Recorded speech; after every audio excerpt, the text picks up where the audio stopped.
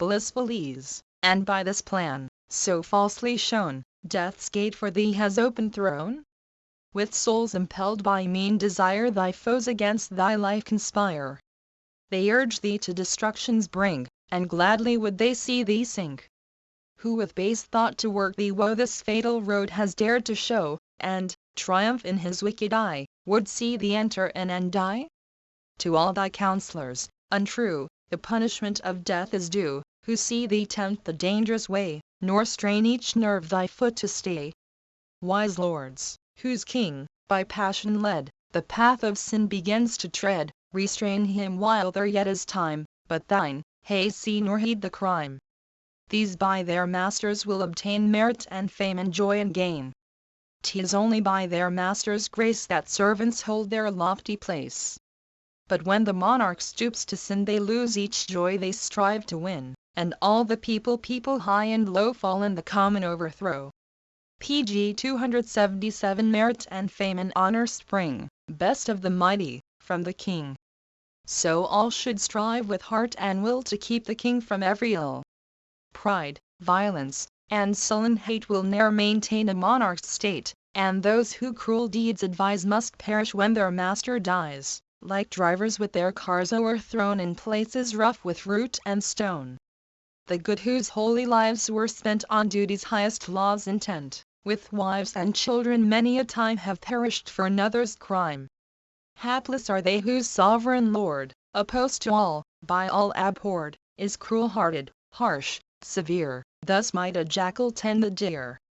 Now all the giant race await, destroyed by thee, a speedy fate, ruled by a king so cruel-souled, foolish in heart and uncontrolled. Think not I fear the sudden blow that threatens now to lay me low, I mourn the ruin that I see impending o'er thy host and thee. Me first perchance will kill, but soon his hand thy blood will spill. I die, and if by slain and not by thee, I count it gain. Soon as the hero's face I see his angry eyes will murder me, and if on her thy hands thou lay thy friends and thou art dead this day.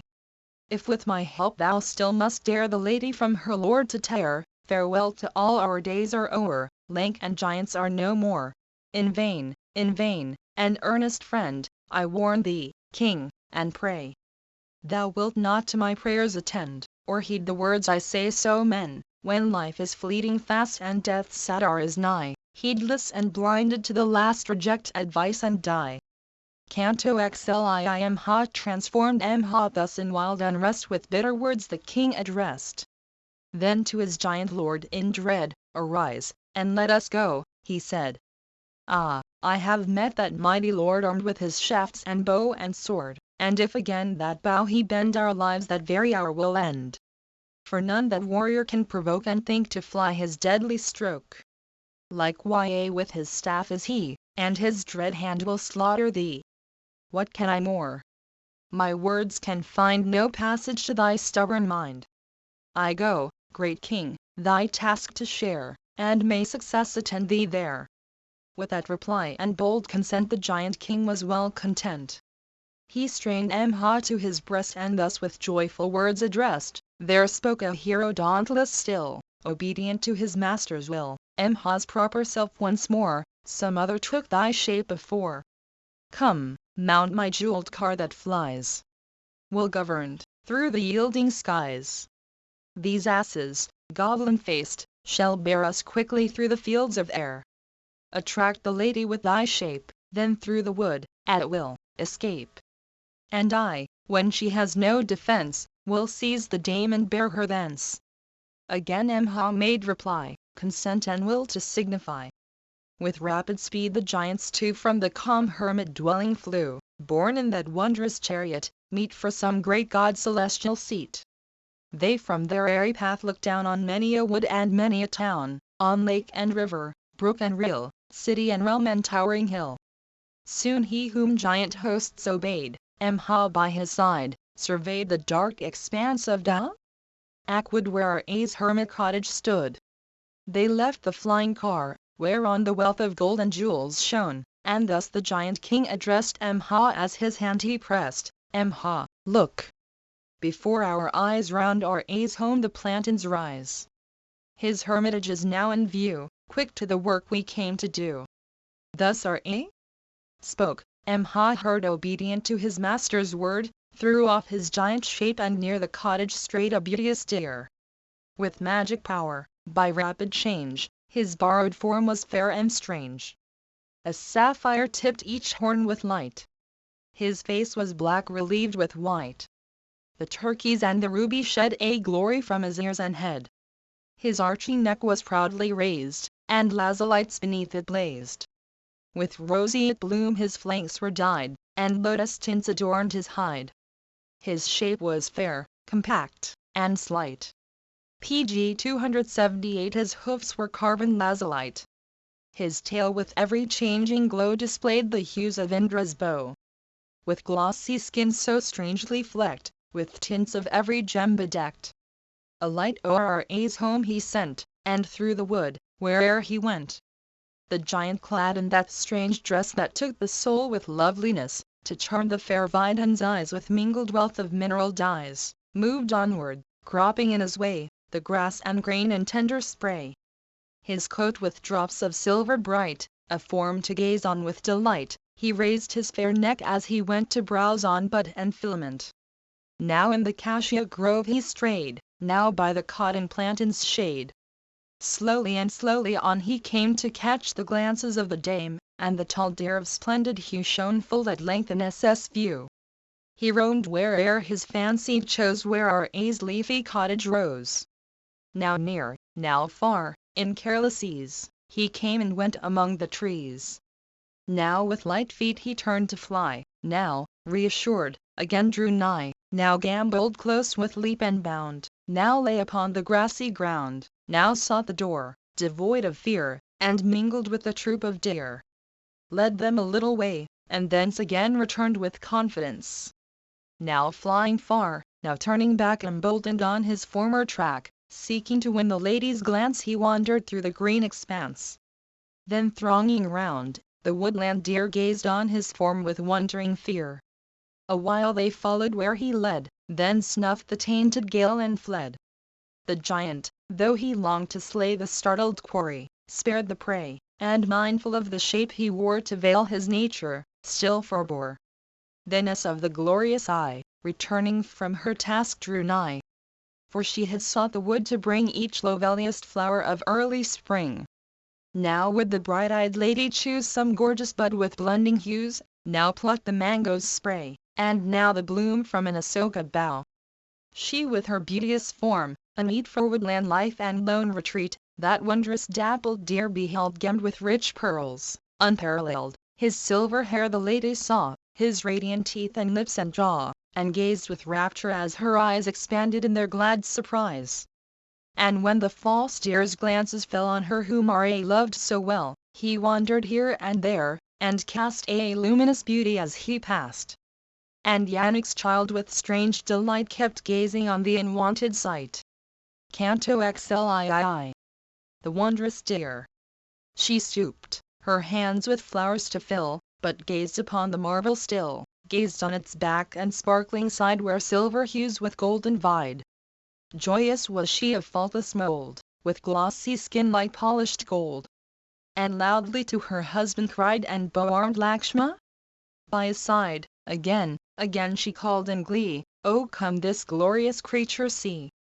Quick, quick, my lord, this deer to view! And bring thy brother Lakshma, too."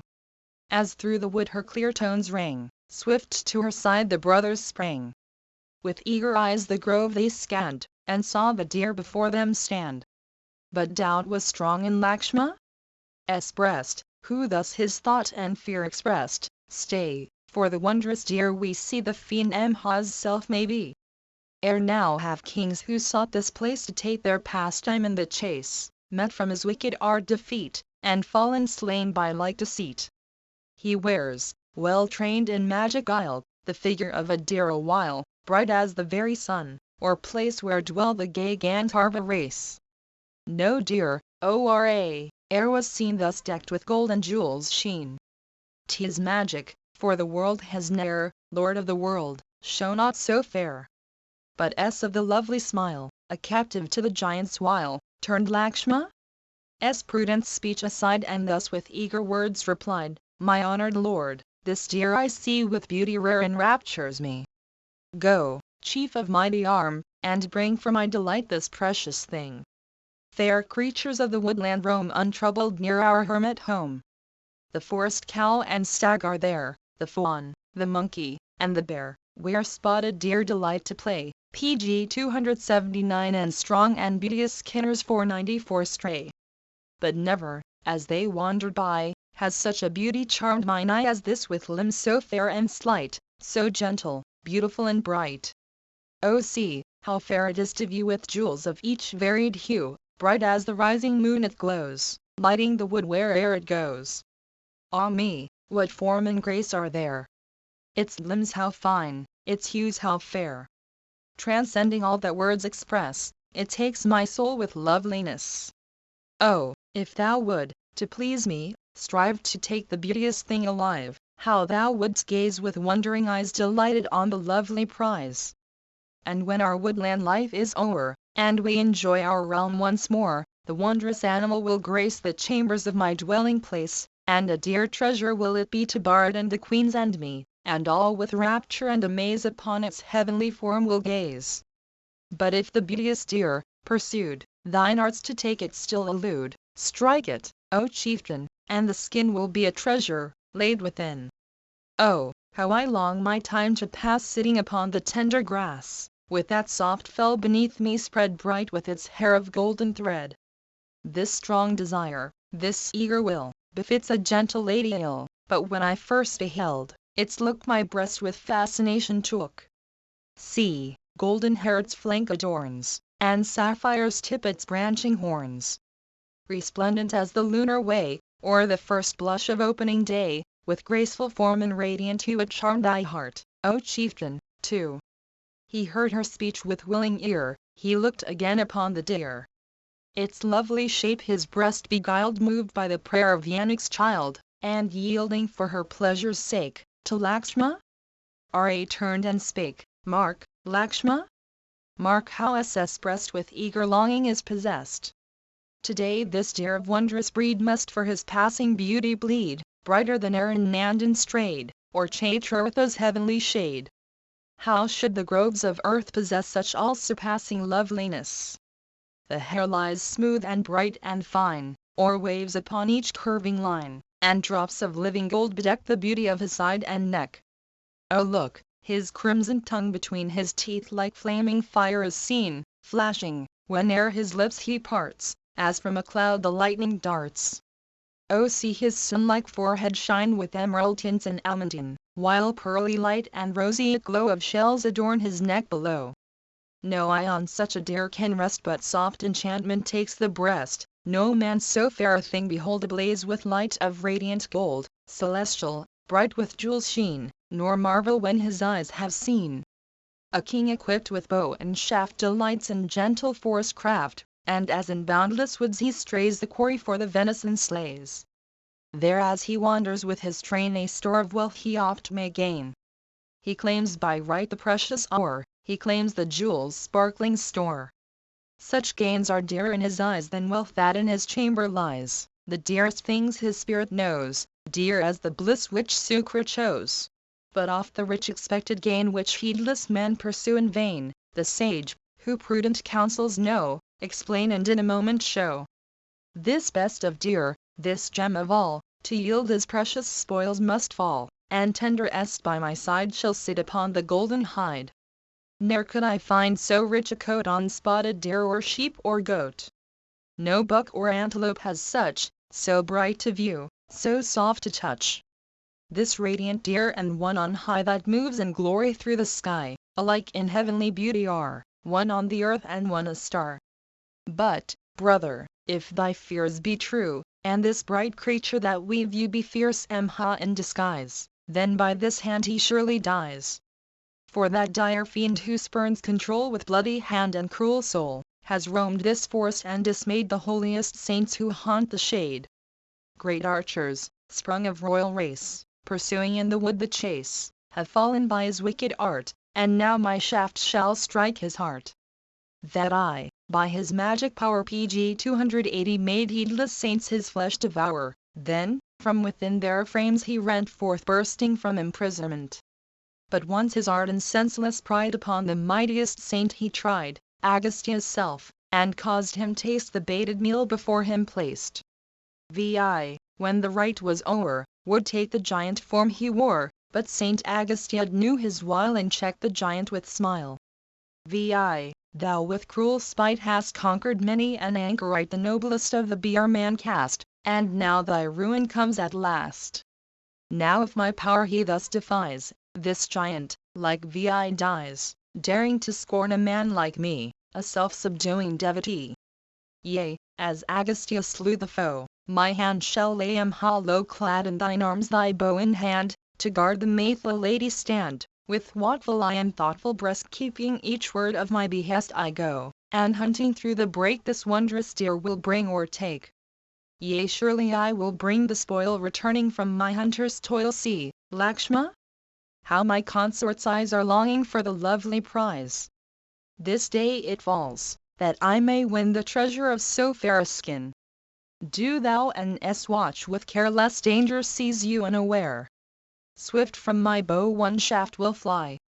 The stricken deer will fall and die, then quickly will I strip the game and bring the trophy to my dame. Ya? Us, guardian good and wise, our old and faithful friend, the best and strongest bird that flies, his willing aid will lend the faithful lady well protect, for every chance provide, and in thy tender care suspect a foe on every side. Canto XLIV Mha's death. Thus having warned his brother bold, he grasped his sword with haft of gold, and bow with triple flexure bent, his own delight and ornament. Then bound two quivers to his side, and hurried forth with eager stride. Soon as the antlered monarch saw the lord of monarchs near him draw, a while with trembling heart he fled, then turned and showed his stately head. With sword and bow the chief pursued where'er the fleeing deer he viewed, sending from dell and lone recess the splendor of his loveliness. Now full in view the creature stood, now vanished in the depth of wood. Now running with a languid flight, now like a meteor lost to sight. With trembling limbs away he sped. Then like the moon with clouds o'erspread gleamed for a moment bright between the trees, and was again unseen. Thus in the magic deer's disguise Mha lured him to the prize, and seen a while, then lost to view, far from his cot the hero drew. Still by the flying game deceived, the hunter's heart was wroth and grieved, and wearied with the fruitless chase he stayed him in a shady place.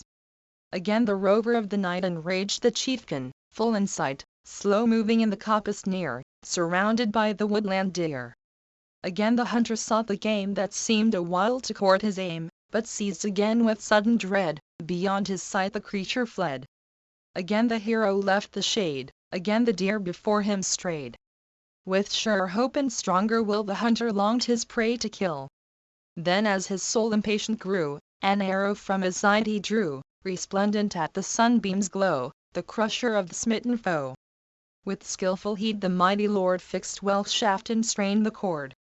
Upon the deer his eyes he bent, and like a fiery serpent went the arrow Brahma's self had framed, alive with sparks that hissed and flamed, like Indra's flashing levin. True to the false deer the missile flew, cleaving his flesh. That wondrous dart stood quivering in Mha's heart. Scarce from the ground 1 foot he sprang, then stricken fell with deadly pang. Half lifeless, as he pressed the ground, he gave a roar of awful sound, and ere the wounded giant died he threw his borrowed form aside. Remembering still his lord's behest, he pondered in his heart how best might send her guard away, and seize the helpless prey. The monster knew the time was nigh, and called aloud with eager cry, "Ho, Lakshma!" And the tone PG 281 he borrowed was like Ra's own. So by that matchless arrow cleft, the deer's bright form Mha left, resumed his giant shape and size, and closed in death his languid eyes. When Ra saw his awful foe gasp, smeared with blood, in deadly throe, his anxious thoughts to sped, and the wise words that Lakshma said, that this was false Mha's art, returned again upon his heart. He knew the foe he triumphed o'er the name of great Mha bore. the fiend, he pondered, ere he died, "Ho, Lakshma? Ho, my s," cried Ah, if that cry has reached her ear, how dire must be my darling's fear. And Lakshma? Of the mighty arm, what thinks he in his wild alarm? As thus he thought in sad surmise, each startled hair began to rise, and when he saw the giant slain and thought upon that cry again, his spirit sank and terror pressed full sorely on the hero's breast. Another deer he chased and struck, he bore away the fallen buck, to Janas then turned his face and hastened to his dwelling place. Canto XLV. Lakshman's departure. But as hearing as she thought, her husband's cry with anguish fraught, called to her guardian, "Lakshma? Run and in the wood seek Rahu's son. Scarce can my heart retain its throne, scarce can my life be called mine own, as all my powers and senses fail at that long, loud and bitter wail. Haste to the wood with all thy speed and save thy brother in his need. Go, save him in the distant glade where loud he calls, for timely aid. He falls beneath some giant foe able whom lions overthrow." Deaf to her prayer, no step he stirred obedient to his mother's word, then Yannik's child, with ire inflamed, in words of bitter scorn exclaimed Sumitra's son, "A friend in show, thou art in truth thy brother's foe, who canst at such any hour deny thy succor and neglect his cry. Yes, Lakshma? Smit with love of me thy brother's death thou fain wouldst see. This guilty love thy heart has swayed and makes thy feet so loth to aid.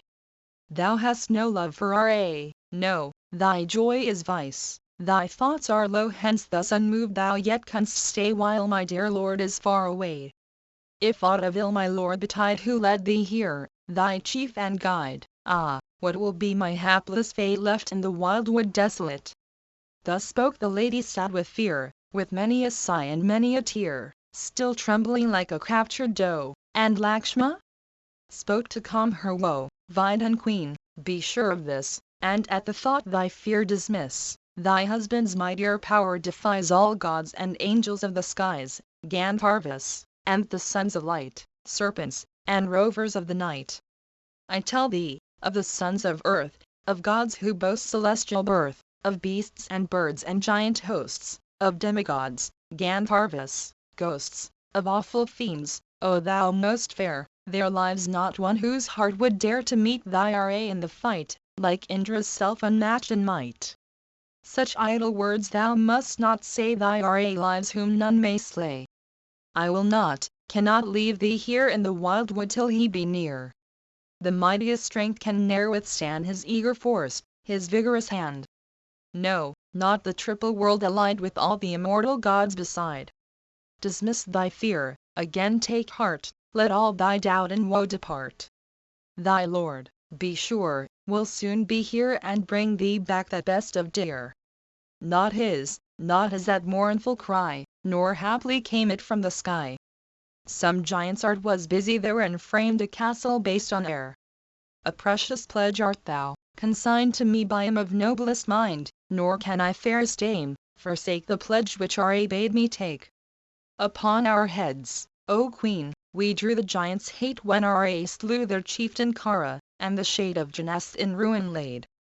Through all this mighty wood they rove with varied cries, from grove to grove on rap and bent they wander here, but oh, dismiss thy causeless fear.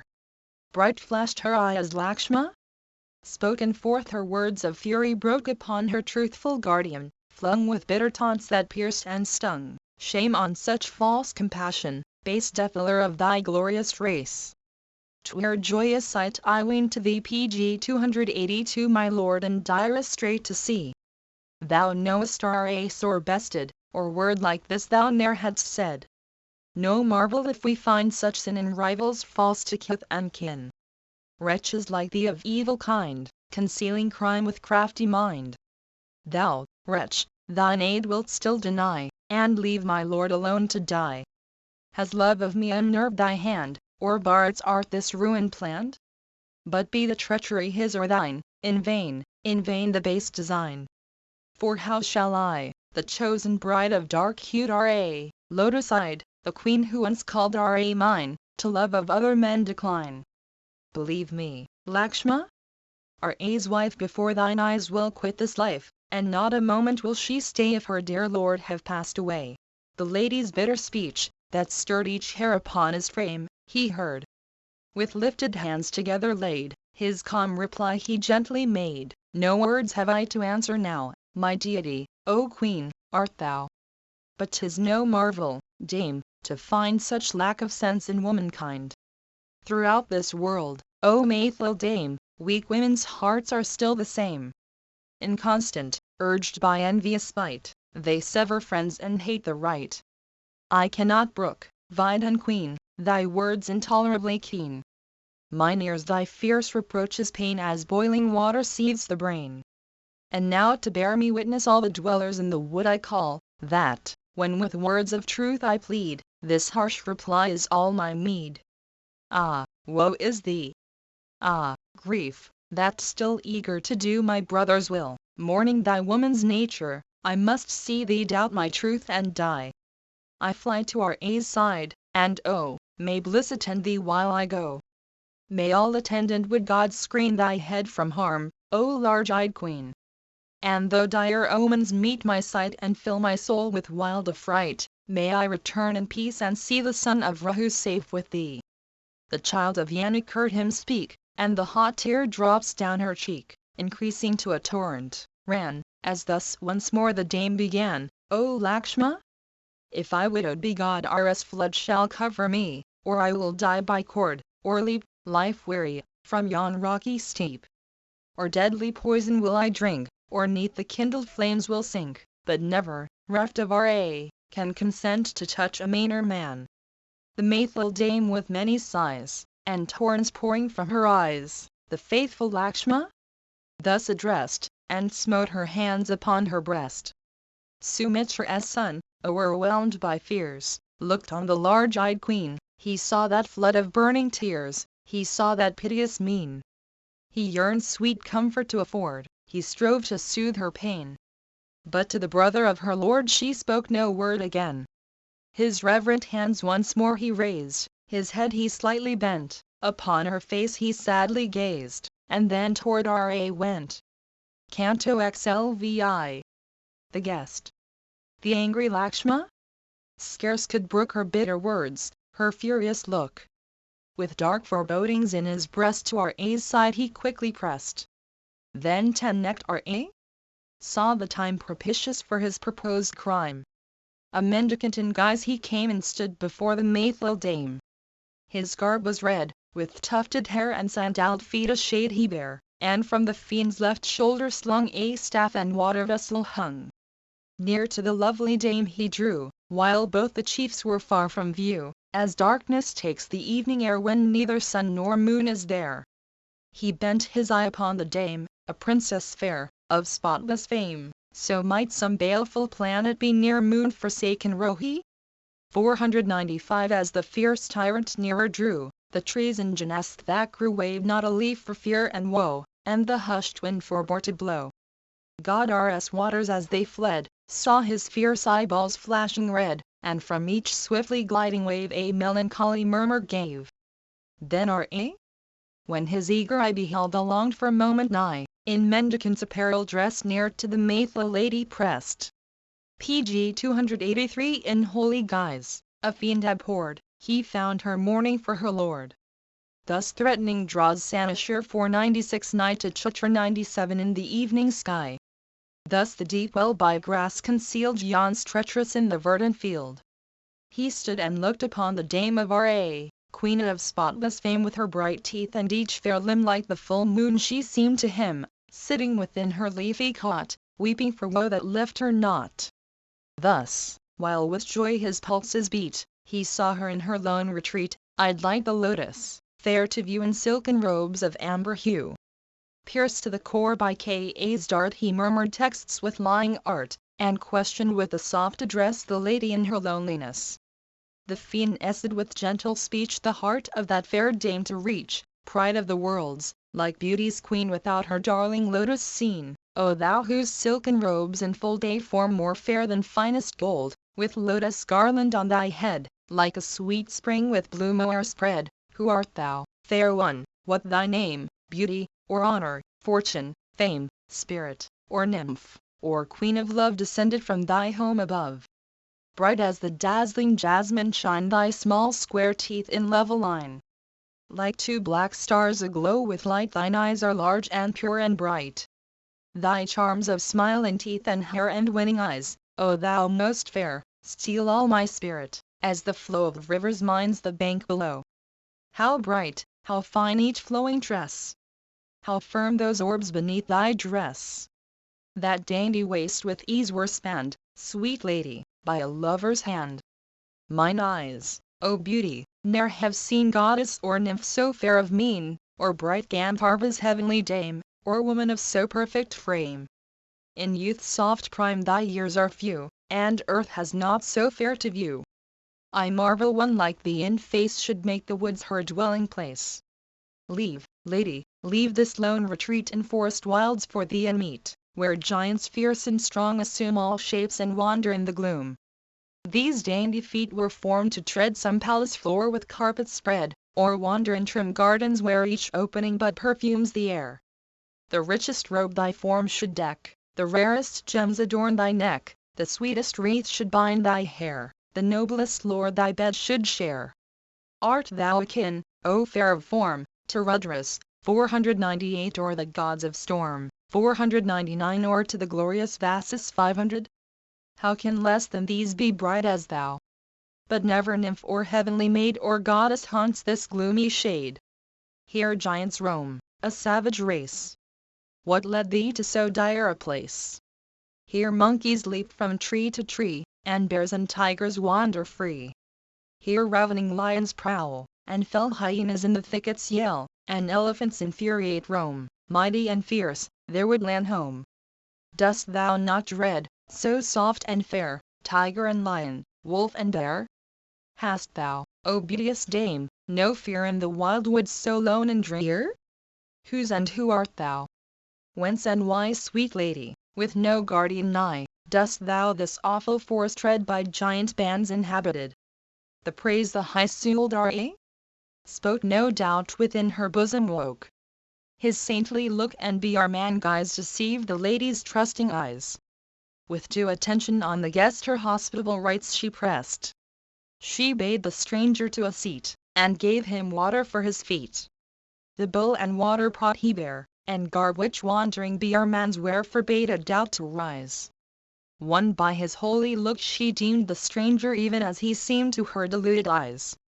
Intent on hospitable care, she brought her best of woodland fare, and showed her guest a seat. She bade the saintly stranger lave his feet in water which she gave, and sit and rest and eat. He kept his eager glances bent on her so kindly eloquent, wife of the noblest king, and longed in heart to steal her thence, preparing by the dire offence, death on his head to bring. Pg 284. The lady watched with anxious face for Ra coming from the chase with Lakshma by his side, but nothing met her wandering glance save the wild forest green expanse extending far and wide. Canto XLVI Iron's wooing. As, clad in mendicant's disguise, he questioned thus his destined prize, she to the seeming saintly man the story of her life began. My guest is he, she thought, and I, to 'scape his curse, must needs reply, child of a noble sire I spring from Yanak, fair Vida's king. May every good be thine. My name is Sra's cherished dame. 12 winters with my lord I spent most happily with sweet content in the rich home of Rahu's line, and every earthly joy was mine. 12 pleasant years flew by, and then his peers advised the king of men, Ra, my lord, to consecrate joint ruler of his ancient state. But when the rites were scarce begun, to consecrate Ikshvu's son, the queen Kaki honored dame, sought of her lord an ancient claim. Her plea of former service pressed, and made him grant her new request, to banish Ra to the wild and consecrate instead her child.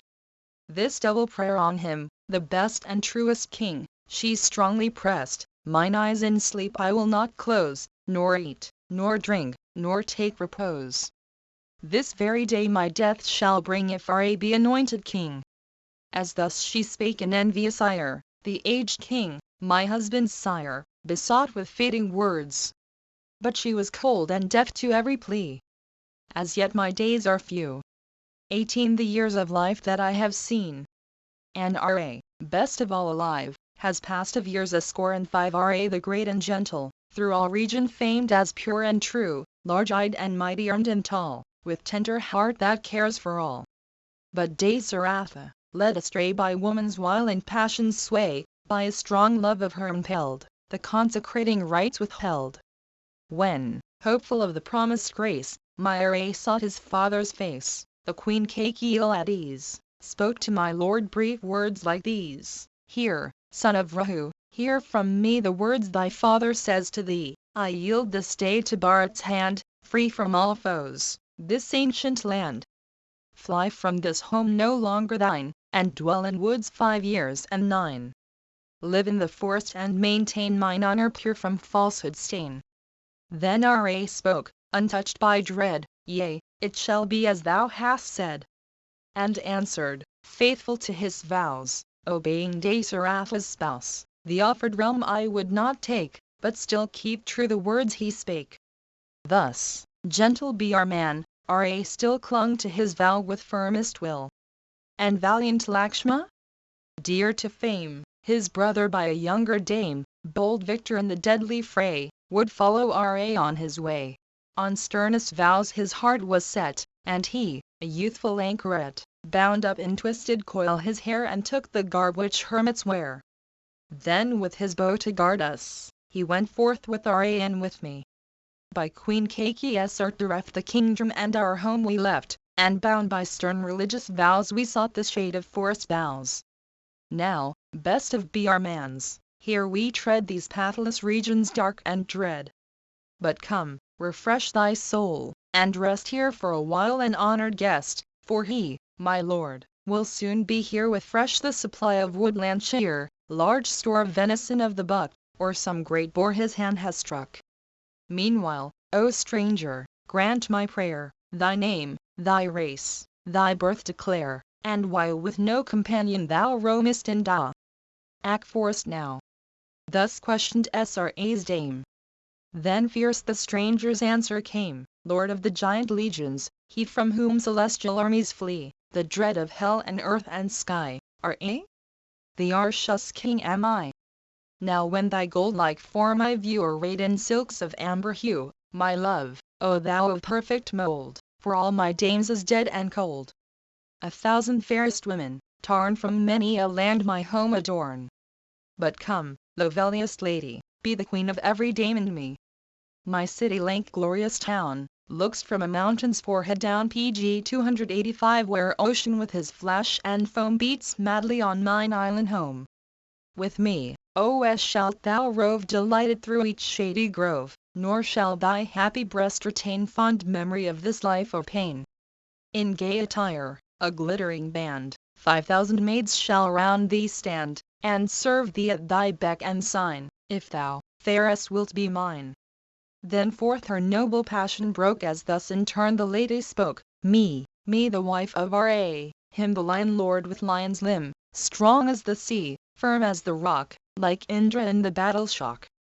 The lord of each auspicious sign, the glory of his princely line, like some fair bod tree strong and tall, the noblest and the best of all, R.A., the heir of happy fate who keeps his word inviolate, lord of the lion gate, possessed of mighty arm and ample chest, R.A. the lion warrior, him whose moon bright face no fear can dim, R.A., his bridled passion's lord, the darling whom his sire adored, me, the true and loving dame of R.A., prince of deathless fame, me wouldst thou vainly woo and press.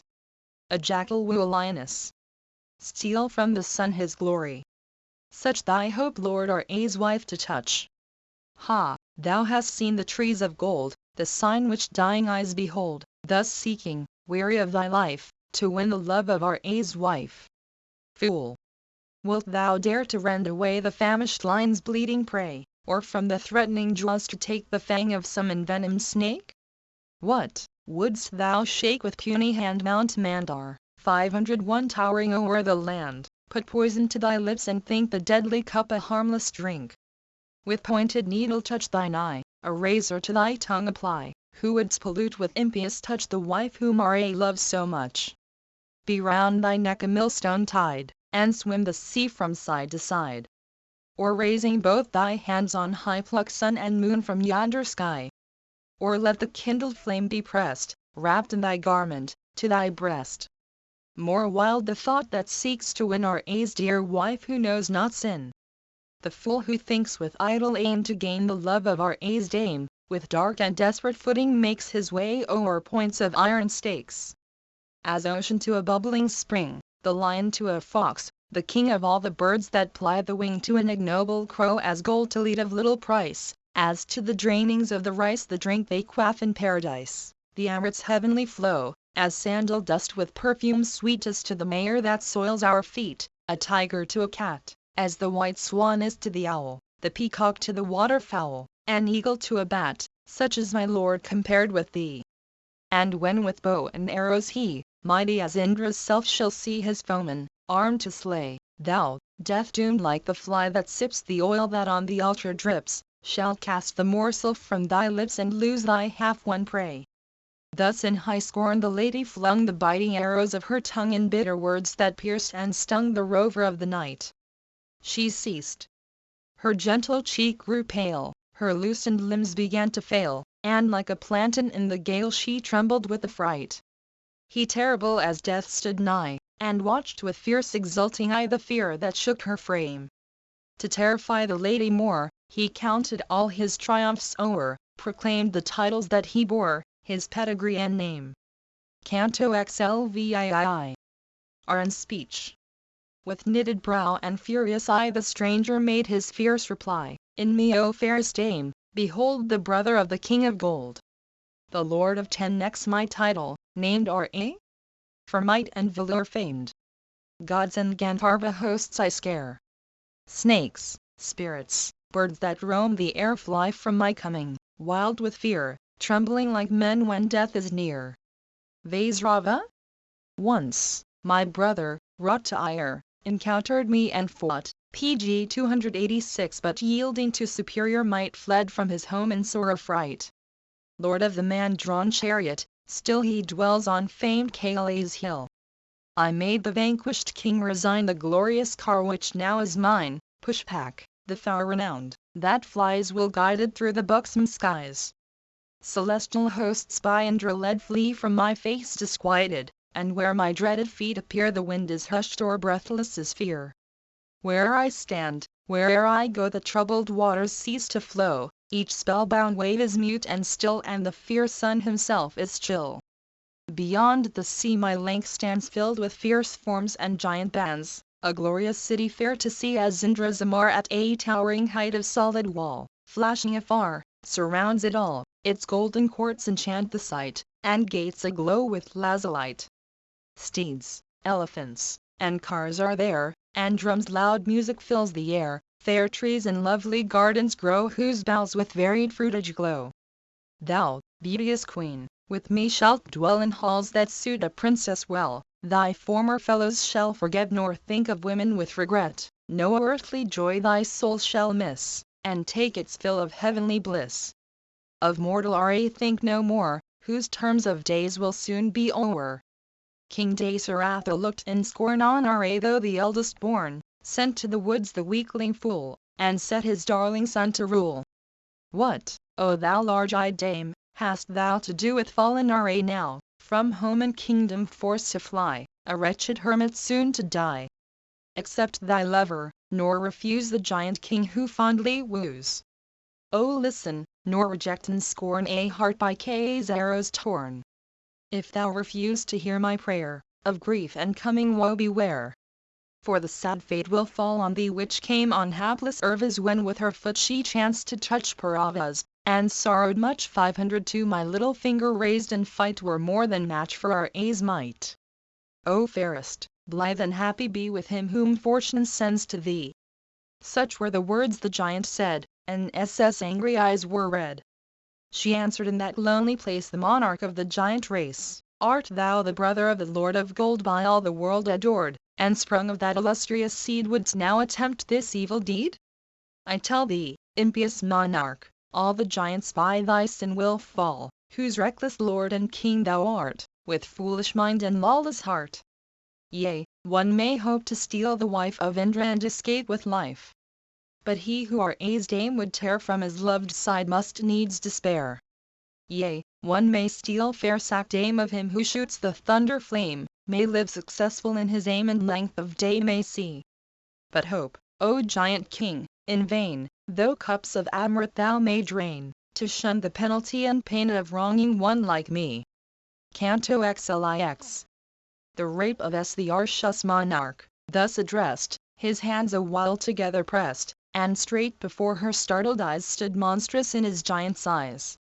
Then to the lady, with the lore of eloquence, he spoke once more. Thou scarce, he cried, hast heard aright the glories of my power and might. I born sublime in air can stand and with these arms upheave the land, drink the deep flood of ocean dry and death with conquering force defy, pierce the great sun with furious dart and to her depths cleave earth apart. See, thou whom love and beauty blind, I wear each form as wills my mind. As thus he spake in burning ire his glowing eyes were red with fire. His gentle garb aside was thrown and all his native shape was shown. Terrific, monstrous, wild, and dread as the dark god who rules the dead, his fiery eyes in fury rolled, his limbs were decked with glittering gold. Like some dark cloud the monster showed, and his fierce breast with fury glowed. The ten-faced rover of the night, with 20 arms exposed to sight, his saintly guise aside had laid and all his giant height displayed. PG 287 attired in robes of crimson dye he stood and watched with angry eye the lady in her bright array resplendent as the dawn of day when from the east the sunbeams break, and to the dark-haired lady spake, if thou would call that lord thine own whose fame in every world is known, look kindly on my love, and be bride of a consort meet for thee. With me let blissful years be spent, for ne'er thy choice shalt thou repent. No deed of mine shall e'er displease my darling as she lives at ease. Thy love for mortal man resign, and to a worthier lord incline. Ah, foolish lady, seeming wise in thine own weak and partial eyes, by what fair graces art thou held to Ra from his realm expelled? Misfortunes all his life attend, and his brief days are near their end. Unworthy prince, infirm of mind. A woman spoke and he resigned his home and kingdom and withdrew from troops of friends and retinue, and sought this forest dark and dread by savage beasts inhabited. Thus Ra urged the lady meet for love, whose words were soft and sweet. Near and more near the giant pressed as love's hot fire inflamed his breast. The leader of the giant crew his arm around the lady threw, thus bud the 503 with illumined might steals Rohi's delicious light. One hand her glorious tresses grasped, one with its ruthless pressure clasped the body of his lovely prize, the Maythil dame with lotus eyes. The sylvan gods in wild alarm marked his huge teeth and ponderous arm, and from that death-like presence fled, of mountain size and towering head. Then seen was Ra's magic car aglow with gold which blazed afar, the mighty car which asses drew thundering as it onward flew. He spared not harsh rebuke to chide the lady as she moaned and cried, then with his arm about her waist his captive in the car he placed. In vain he threatened, long and shrill rang out her lamentation still, O Ra! Which no fear could stay, but her dear lord was far away. Then rose the fiend, and toward the skies bore his poor helpless struggling prize, hurrying through the air above the dame who loathed his proffered love. So might a soaring eagle bear a serpent's consort through the air. As on he bore her through the sky she shrieked aloud her bitter cry. As when some wretch's lips complain in agony of maddening pain. O Lakshma! Thou whose joy is still to do thine elder brother's will, this fiend, who all disguises wears, from Ra's side his darling tears. Thou who couldst leave bliss, fortune, all, yea life itself at duty's call, dost thou not see this outrage done to hapless me, O Rahu's son? 'Tis thine, O victor of the foe, to bring the haughtiest spirit low. How canst thou such an outrage see and let the guilty fiend go free? Ah, seldom in a moment's time comes bitter fruit of sin and crime, but in the day of harvest pain comes like the ripening of the grain. So thou whom fate and folly lead to ruin for this guilty deed, shalt die by our A's arm ere long, a dreadful death for hideous wrong. Ah, too successful in their ends are Queen Kaki and her friends, when virtuous R.A., dear to fame, is mourning for his ravished dame. Ah me, ah me! A long farewell to lawn and glade and forest dell in Janasth's wild region, where the cassia trees are bright and fair. With all your tongues to R.A. say that R.A. bears his wife away. Farewell, a long farewell to thee, O pleasant stream god R, whose rippling waves are ever stirred by many a glad wild water bird. All ye to R.A.'s ear relate the giant's deed and SS fate. O all ye gods who love this ground where trees of every leaf abound, tell R.A. I am stolen hence, I pray you all with reverence. On all the living things beside that these dark boughs and coverts hide, ye flocks of birds, ye troops of deer, I call on you my prayer to hear. All ye to R.A.'s ear proclaim that R.A. tears away his dame with forceful arms, his darling wife, dearer to R.A. than his life. Oh, if he knew I dwelt in hell, my mighty lord, I know full well, would bring me, conqueror, back today, the wise self-proclaimed his prey. Thus from the air the lady sent PG 288 with piteous voice her last lament, and as she wept she chanced to see the vulture on a lofty tree. As R.A. bore her swiftly by, on the dear bird she bent her eye, and with a voice which woe made faint renewed to him her wild complaint. O see, the king who rules the race of giants, cruel, fierce and base, R.A. the spoiler bears me hence the helpless prey of violence. This fiend who roves in midnight shade by thee, dear bird, can ne'er be stayed, for he is armed and fierce and strong, triumphant in the power to wrong. For thee remains one only task, to do, kind friend, the thing I ask. To R.A.'s ear by thee be born how as from her home is torn, and to the valiant Lakshma tell the giant's deed and what befell. Canto El Jadis. The vulture from his slumber woke and heard the words which S spoke. He raised his eye and looked on her giant ravisher. That noblest bird with pointed beak, majestic as a mountain peak, high on the tree addressed the king of giants, wisely counseling, O ten-necked lord, I firmly hold to faith and laws ordained of old, and thou, my brother, shouldst refrain from guilty deeds that shame and stain. The vulture king supreme in air, yea? Us is the name I bear. Thy captive, known by SS name, is the dear consort and the dame of R.A., De Sarathazar, who makes the good of all his care.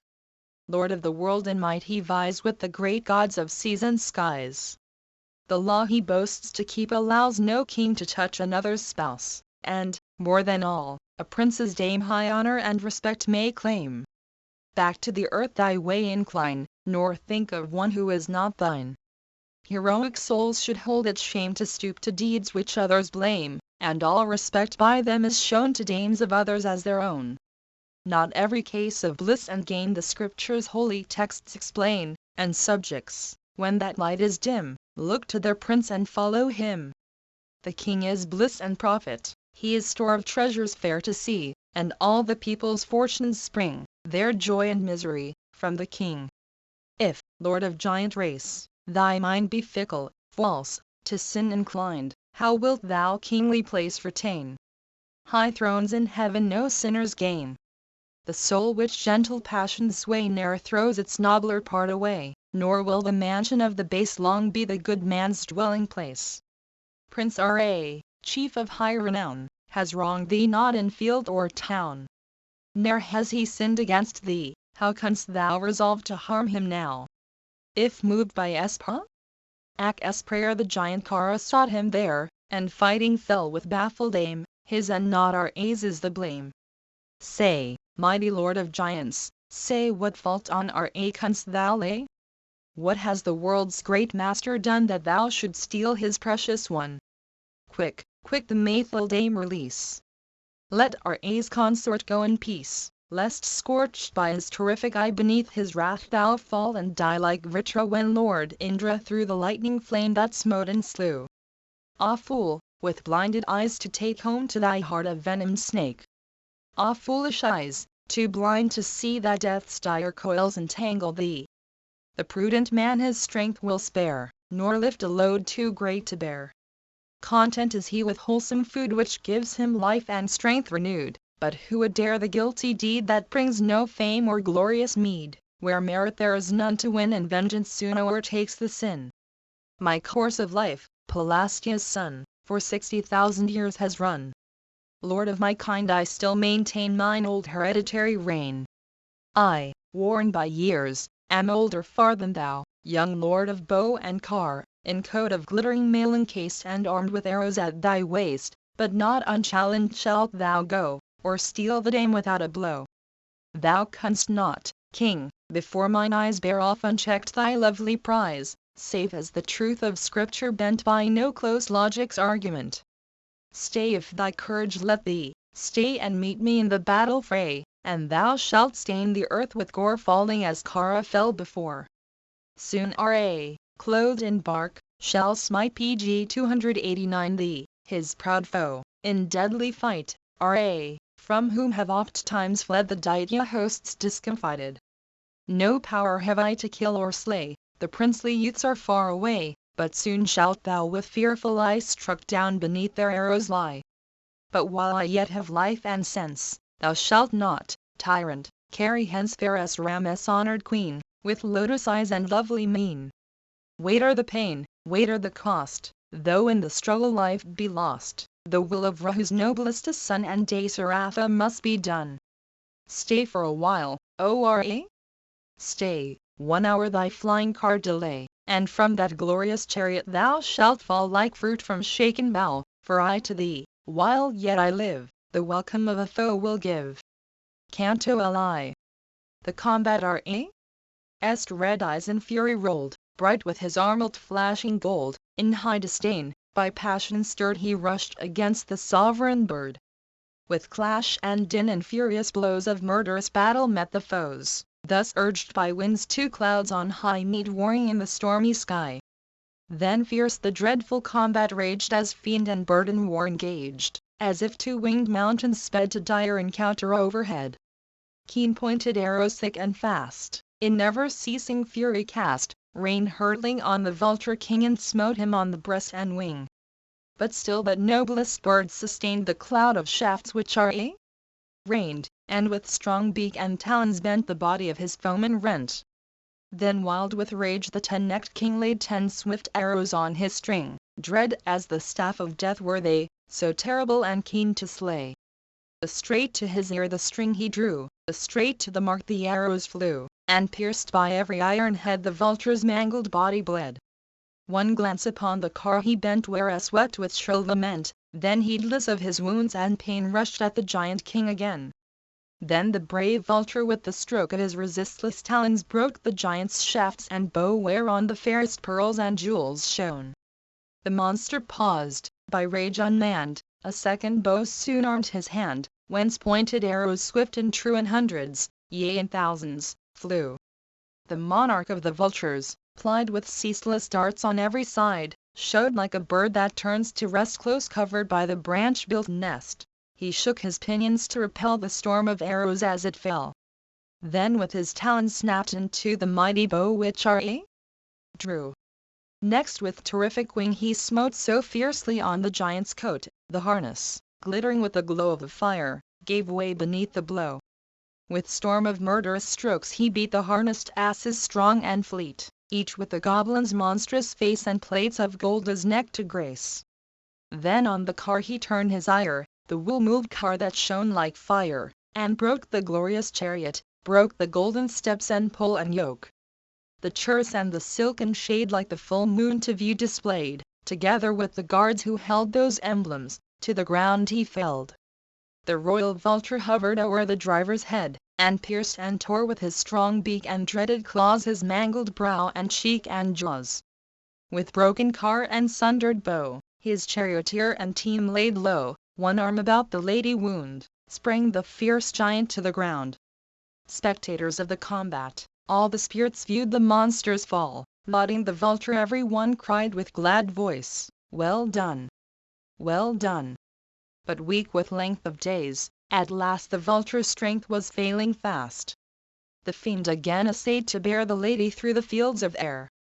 But when the vulture saw him rise triumphant with his trembling prize, bearing the sword that still was left when other arms were lost or cleft, once more, impatient of repose, swift from the earth her champion rose, hung in the way the fiend would take, and thus addressing Ra, spake, "Thou, king of giants, rash and blind, wilt be the ruin of thy kind, stealing the wife of Ra, him with lightning scars on chest and limb. A mighty host obeys his will and troops of slaves his palace fill. PG 290 His lords of state are wise and true, kinsmen has he and retinue. As thirsty travelers drain the cup, thou drinkest deadly poison up. The rash and careless fool who heeds no coming fruit of guilty deeds, a few short years of life shall see, and perish doomed to death like thee. Say whither wilt thou fly to loose thy neck from death's entangling noose, caught like the fish that finds too late the hook beneath the treacherous bait? Never, O King, if this be sure, will Rahu's fiery sons endure, terrific in their vengeful rage, this insult to their hermitage. Thy guilty hands this day have done a deed which all reprove and shun, unworthily of a noble chief, the pillage loved by coward thief.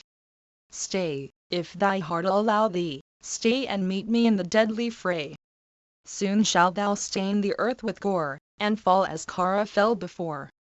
The fruits of former deeds o'erpower the sinner in his dying hour, and such a fate on thee, O King, thy tyranny and madness bring. Not e'en the self-existent Lord, who reigns by all the worlds adored, would dare attempt a guilty deed which the dire fruits of crimes exceed. Thus brave Ya, us, best of birds, addressed the fiend with moving words, then ready for the swift attack swooped down upon the giant's back. Down to the bone the talons went. With many a wound the flesh was rent, such blows infuriate drivers deal their elephants with pointed steel. Fixed in his back the strong beak lay, the talons stripped the flesh away. He fought with claws and beak and wing, and tore the long hair of the king. Still as the royal vulture beat the giant with his wings and feet, swelled the fiend's lips, his body shook with furious rage too great to brook. About the Maythil dame he cast one huge left arm and held her fast. In furious rage to frenzy fan he struck the vulture with his hand. Jadus mocked the vain essay, and rent his 10 left arms away. Down dropped the severed limbs, anew 10 others from his body grew, thus bright with pearly radiance glide dread serpents from the hillock side. Again in wrath the giant pressed the lady closer to his breast, and foot and fist sent blow on blow in ceaseless fury at the foe. So fierce and dire the battle, waged between those mighty champions, raged, here was the lord of giants, there the noblest of the birds of air.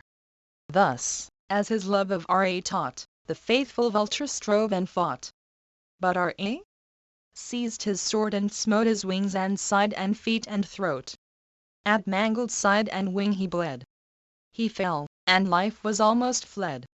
The lady saw her champion lie, his plumes distained with gory dye, and hastened to the vulture's side grieving as though a kinsman died. The lord of Lank's island viewed the vulture as he lay, whose back like some dark cloud was hued, his breast a paly grey, like ashes, when by none renewed, the flame has died away. The lady saw with mournful eye, her champion press the plain, the royal bird, her true ally whom Ra's might had slain. Her soft arms locked in strict embrace around his neck she kept, and lovely with her moon-bright face bent o'er her friend and wept. Canto Lii. Aran's flight. Fair as the lord of silvery rays whom every star in heaven obeys, the Maythil dame her plaint renewed o'er him by Ra's might subdued, dreams, omens, auguries foreshow our coming lot of weal and woe, but thou, my Ra, couldst not see the grievous blow which falls on thee. The birds and deer desert the brakes and show the path my captor takes, and thus now this royal bird flew to mine aid by pity stirred. Slain for my sake in death he lies, the broad-winged rover of the skies. O Ra, haste, thine aid I crave, O Lakshma! Why delay to save? Brave sons of old Ikshvu, hear and rescue in this hour of fear. Her flowery wreath was torn and rent, crushed was each sparkling ornament. She with weak arms and trembling knees clung like a creeper to the trees, and like some poor deserted thing with wild shrieks made the forest ring. But swift the giant reached her side, PG 291 as loud on Ra's name she cried. Fierce as grim death one hand he laid upon her tresses' lovely braid. That touch, thou impious king, shall be the ruin of thy race and thee. The universal world in awe that outrage on the lady saw, all nature shook convulsed with dread, and darkness o'er the land was spread. The Lord of Day grew dark and chill, and every breath of air was still. The eternal Father of the sky beheld the crime with heavenly eye, and spake with solemn voice, the deed is done, of old decreed. Sad were the saints within the grove, but triumph with their sorrow strove. They wept to see the Mayful dame endure the outrage, scorn, and shame. They joyed because his life should pay the penalty incurred that day. Then Ra raised her up, and bare his captive through the fields of air, calling with accents loud and shrill on Ra and on Lakshma.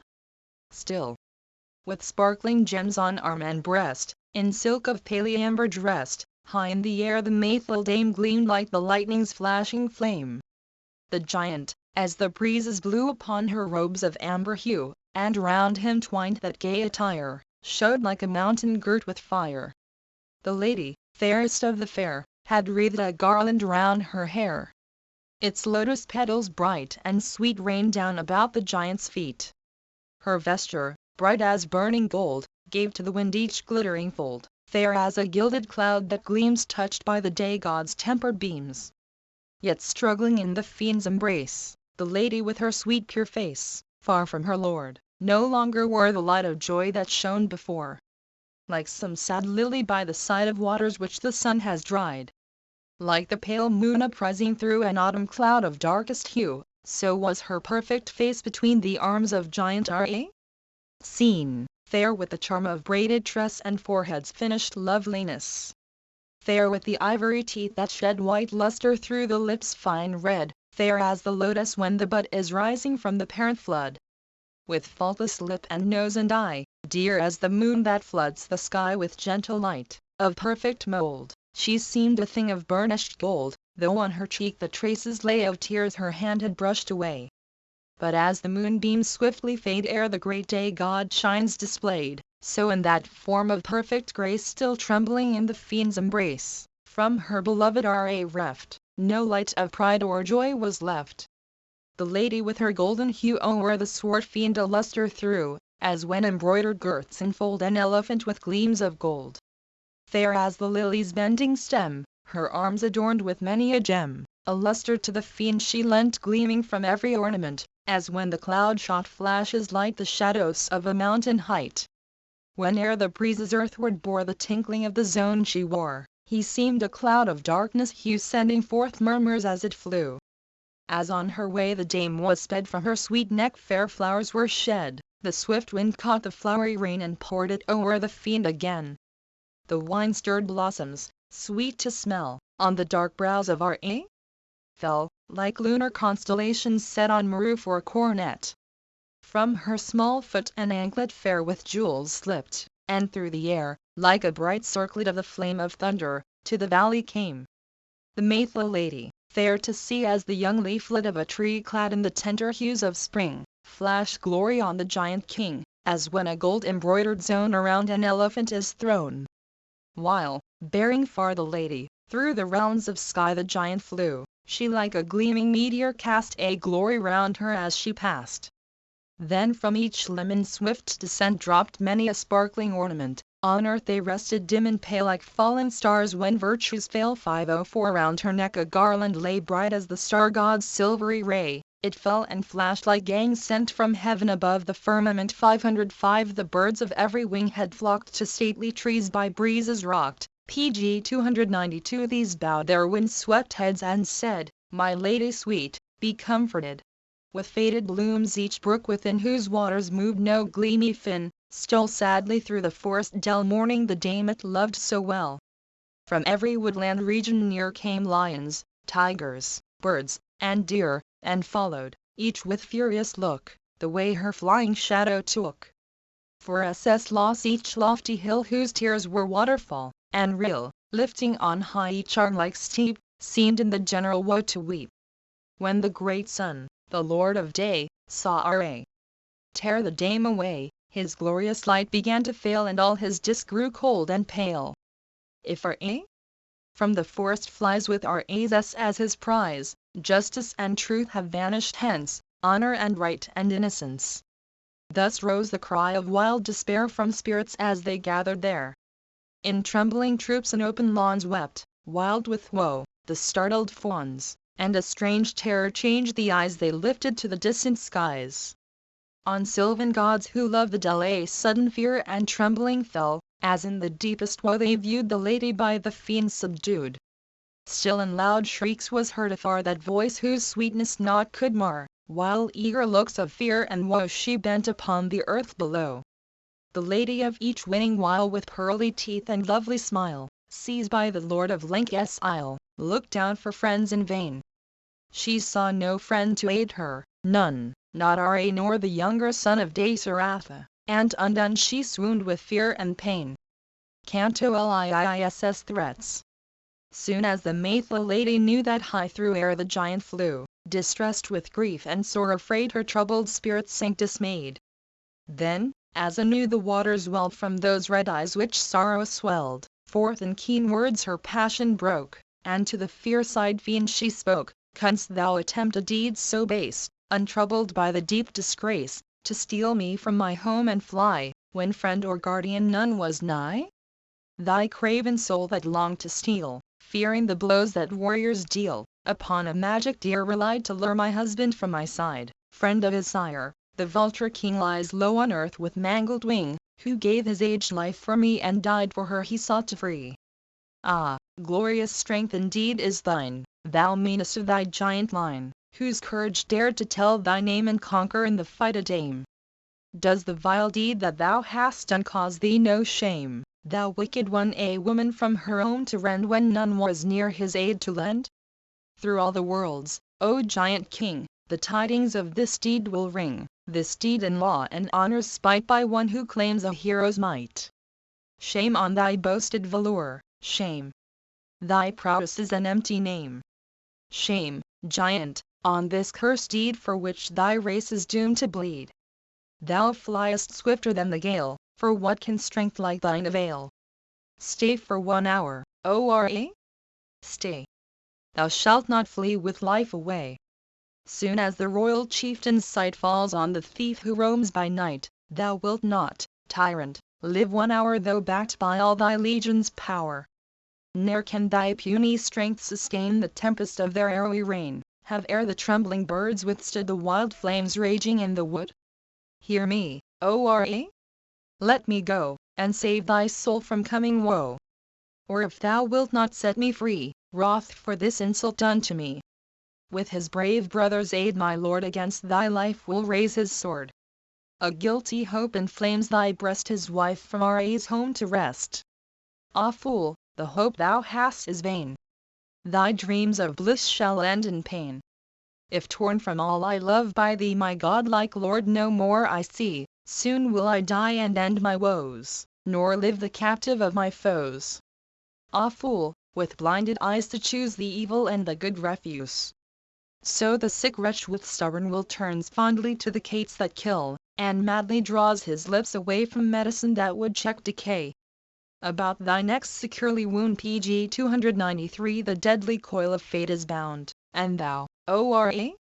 dost not fear although the hour of death is near. With death-doomed sight thine eyes behold the gleaming of the trees of gold, see dread Vatara? Aye, the flood that rolls a stream of foamy blood, see the dark wood by all abhorred, its every leaf a threatening sword. The tangled thickets thou shalt tread where thorns with iron points are spread. For never can thy days be long, base plotter of this shame and wrong to Ra of the lofty soul, he dies who drinks the poisoned bowl. The coils of death around thee lie, they hold thee and thou canst not fly. Ah withered tyrant, wouldst thou run the vengeance of my lord to shun?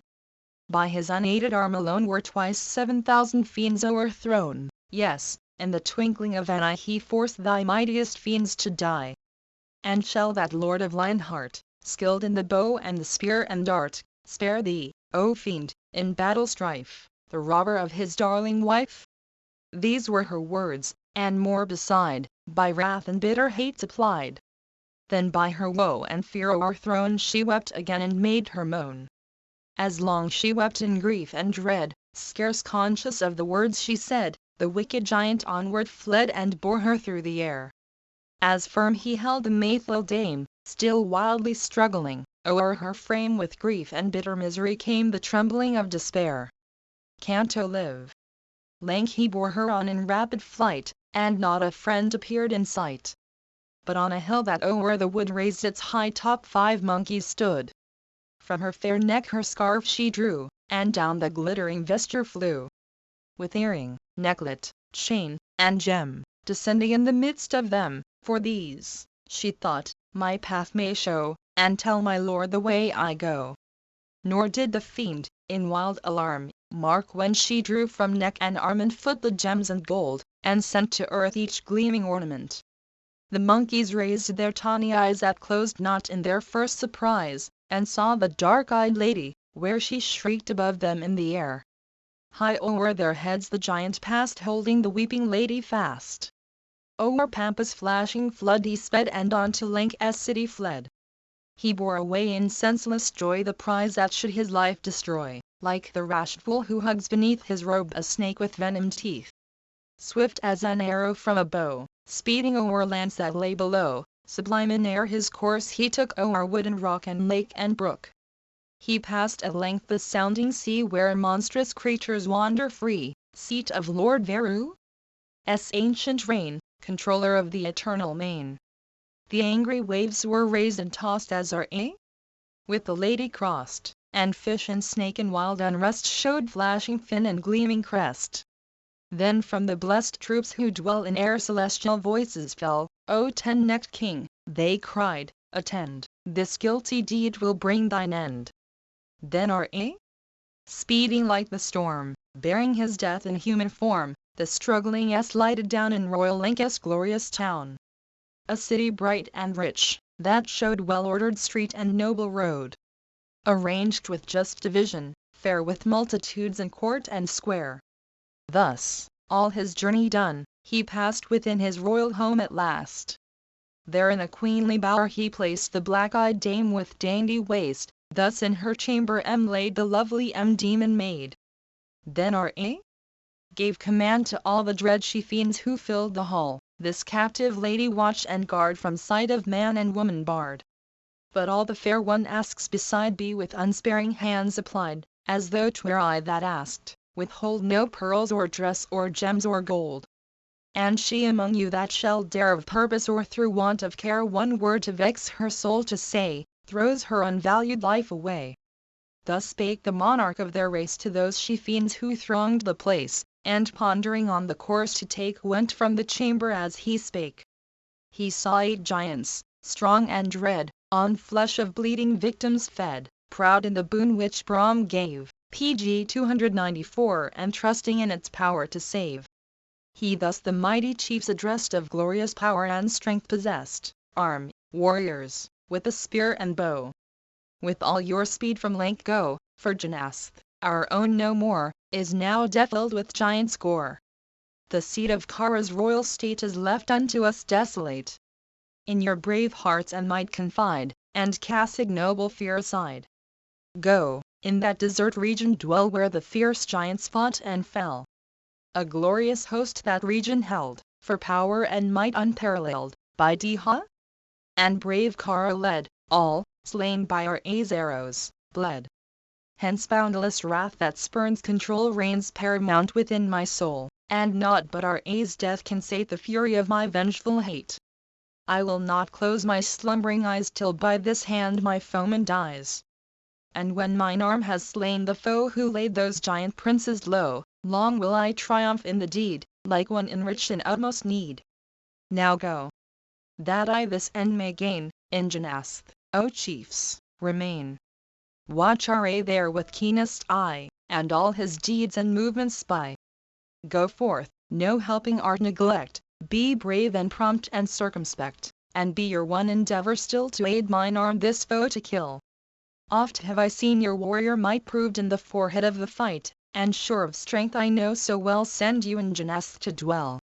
The giants heard with prompt assent the pleasant words he said, and each before his master bent for me to lute his head. Then as he bade, without delay, from Lank's gate they passed, and hurried forward on their way invisible and fast. Canto LVS in prison. Thus R.A.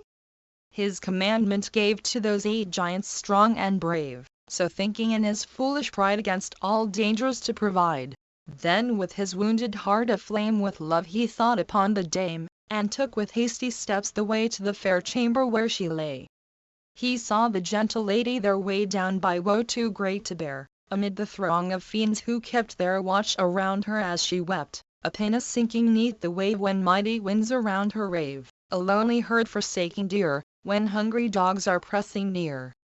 Within the bower the giant passed, her mournful looks were downward cast. As there she lay with streaming eyes the giant bade the lady rise, and to the shrinking captive showed the glories of his rich abode, where 1,000 women spent their days in palaces with gold ablaze. Where wandered birds of every sort, and jewels flashed in hall and court. Where noble pillars charmed the sight with diamond and lazulite, and others glorious to behold with ivory, crystal, silver, gold.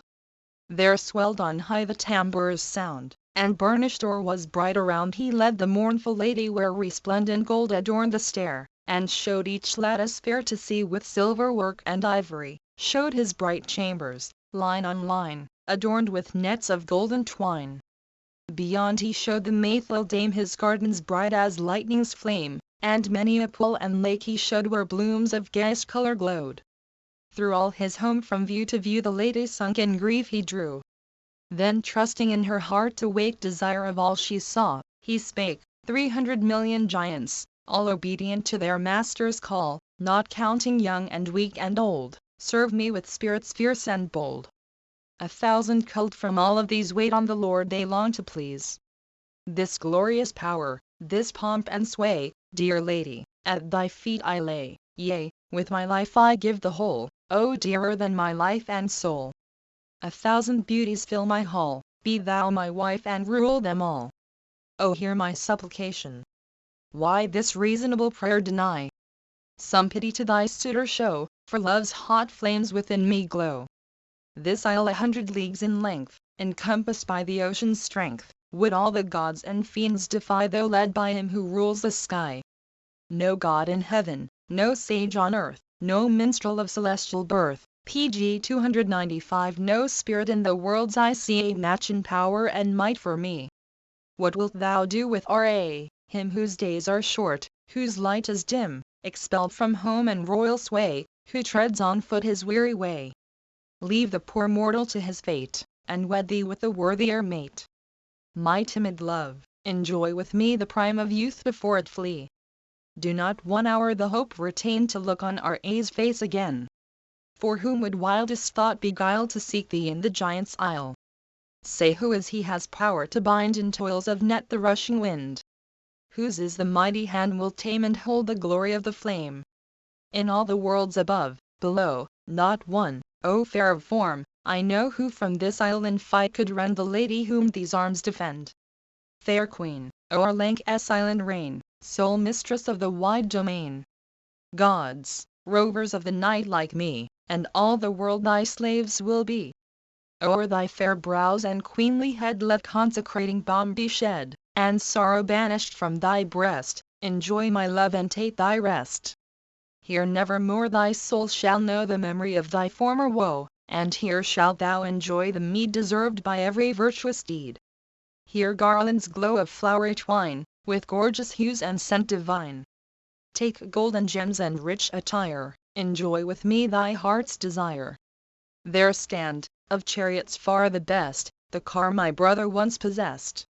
Which, victor in the stricken field, I force the Lord of Gold to yield. 'Tis wide and high and nobly wrought, bright as the sun and swift as thought. Therein, O, shalt thou ride delighted by thy lover's side. but sorrow mars with lingering trace the splendor of thy lotus face. A cloud of woe is o'er it spread, and all the light of joy is fled. The lady, by her woe distressed, one corner of her raiment pressed to her sad cheek like moonlight clear, and wiped away a falling tear. The rover of the night renewed his eager pleading as he viewed the lady stand like one distraught, striving to fix her wandering thought. Think not, sweet lady, of the shame of broken vows, nor fear the blame. The saints approve with favoring eyes this union knit with marriage ties. O beauty, at thy radiant feet I lay my heads, and thus entreat. One word of grace, one look I crave, have pity on thy prostrate slave. These idle words I speak are vain, wrung forth by love's consuming pain, and ne'er of our Be it said he wooed a dame with prostrate head. Thus to the faithful lady sued the monarch of the giant brood, and she is now mine own, he thought, in death's dire coils already caught. Canto LVI. SS Disdain. His words the faithful lady heard, oppressed by woe but undeterred. Fear of the fiend she cast aside, and thus in noble scorn replied, his word of honor never stained. King Dasarathanali reigned, the bridge of right, the friend of truth. His eldest son, a noble youth, is virtue's faithful friend, whose glories through the worlds extend. Long arms and large full eyes has he, my husband, yea a god to me. With shoulders like the forest king's, from old Ikshvu's line he springs. He with his brother Lakshma essayed will smite thee with the vengeful blade. Hadst thou but dared before his eyes to lay thine hand upon the prize, thou stretched before his feet hadst lain and Janus like Kara slain. Thy boasted rovers of the night with hideous shapes and giant might, like serpents when the feathered king swoops down with his tremendous wing, will find their useless venom fail when our mighty arms assail. The rapid arrows bright with gold, shot from the bow he loves to hold, will rend thy frame from flank to flank as Ganges waves erode the bank. Though neither god nor fiend have power to slay thee in the battle hour, yet from his hand shall come thy fate, struck down before his vengeful hate. That mighty lord will strike and end the days of life thou hast to spend. Thy days are doomed, thy life is sped like victims to the pillar led. Yea, if the glance of Ra bright with fury on thy form should light, thou scorched this day wouldst fall and die. PG 296 like Ka slain by Rudra's eye 506. He who from heaven the moon could throw, or bid its bright rays cease to glow, he who could drain the mighty sea will set his darling as free. Fled is thy life, thy glory, fled thy strength and power, each sense is dead. Soon languided by thy guilt will see the blood of giants spilt. This wicked deed, O cruel king, no triumph, no delight will bring. Thou with outrageous might and scorn a woman from her lord hast torn. My glorious husband far away, making heroic strength his stay, dwells with his brother, void of fear, in forest lone and drear. No more in force of arms confide, that haughty strength, that power and pride my hero with his arrowy rein from all thy bleeding limbs will drain. When urged by fate's dire mandate, nigh comes the fixed hour for men to die. Caught in death's toils their eyes are blind, and folly takes each wandering mind. So for the outrage thou hast done the fate is near, thou canst not shun the fate that on thyself and all thy giants in thy town shall fall. I spurn thee, can the altar dight with vessels for the sacred rite, o'er which the priest his prayer has said, be sullied by an outcast's tread? So me, the consort dear and true of him who clings to virtue too, thy hated touch shall ne'er defile, base tyrant lord of Lanka's isle.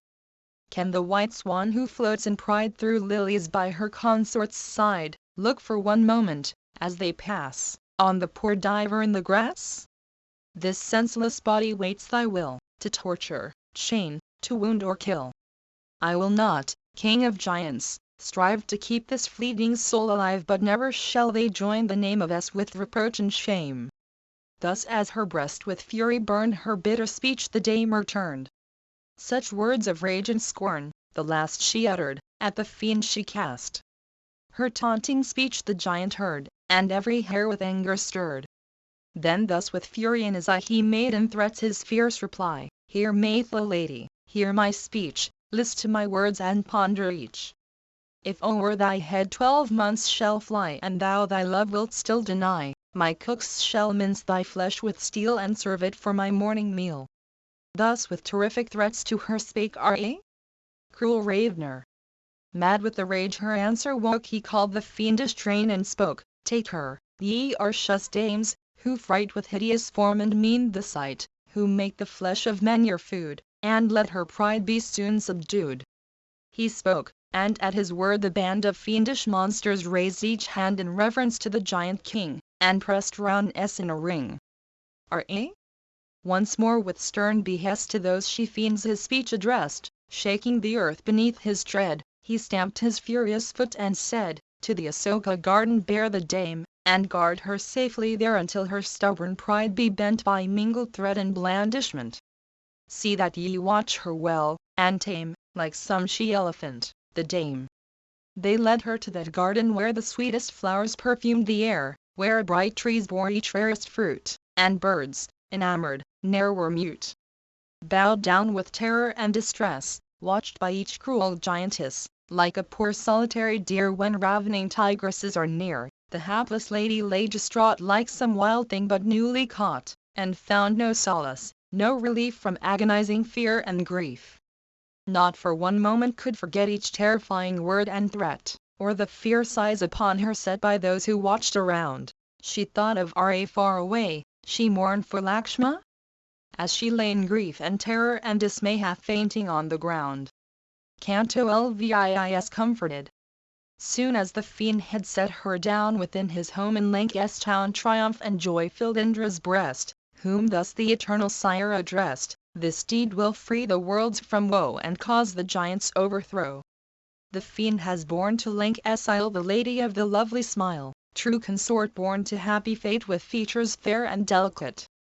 PG 297 She looks and longs for Ra's face, but sees a crowd of demon race, and guarded by the giant's train pines for her lord and weeps in vain. But Lank founded on the steep is girdled by the mighty deep, and how will Ra know his fair and blameless wife is prisoned there? She on her woe will sadly brood and pine away in solitude, and heedless of herself, will cease to live, despairing of release. Yes, pondering on her fate, I see her gentle life in jeopardy. Go, Indra, swiftly seek the place, and look upon her lovely face. Within the city make thy way, let heavenly food her spirit stay."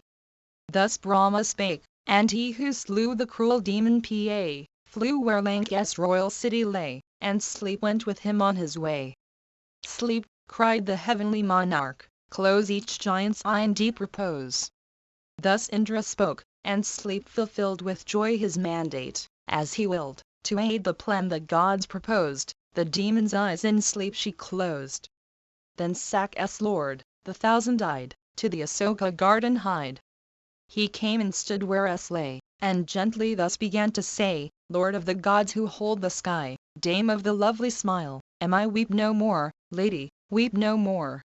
Thy days of woe will soon be o'er. I come, O Yannik's child, to be the helper of thy lord and thee. He through my grace, with hosts to aid, this sea girdle and will soon invade. 'Tis by my art that slumbers close the eyelids of thy giant foes.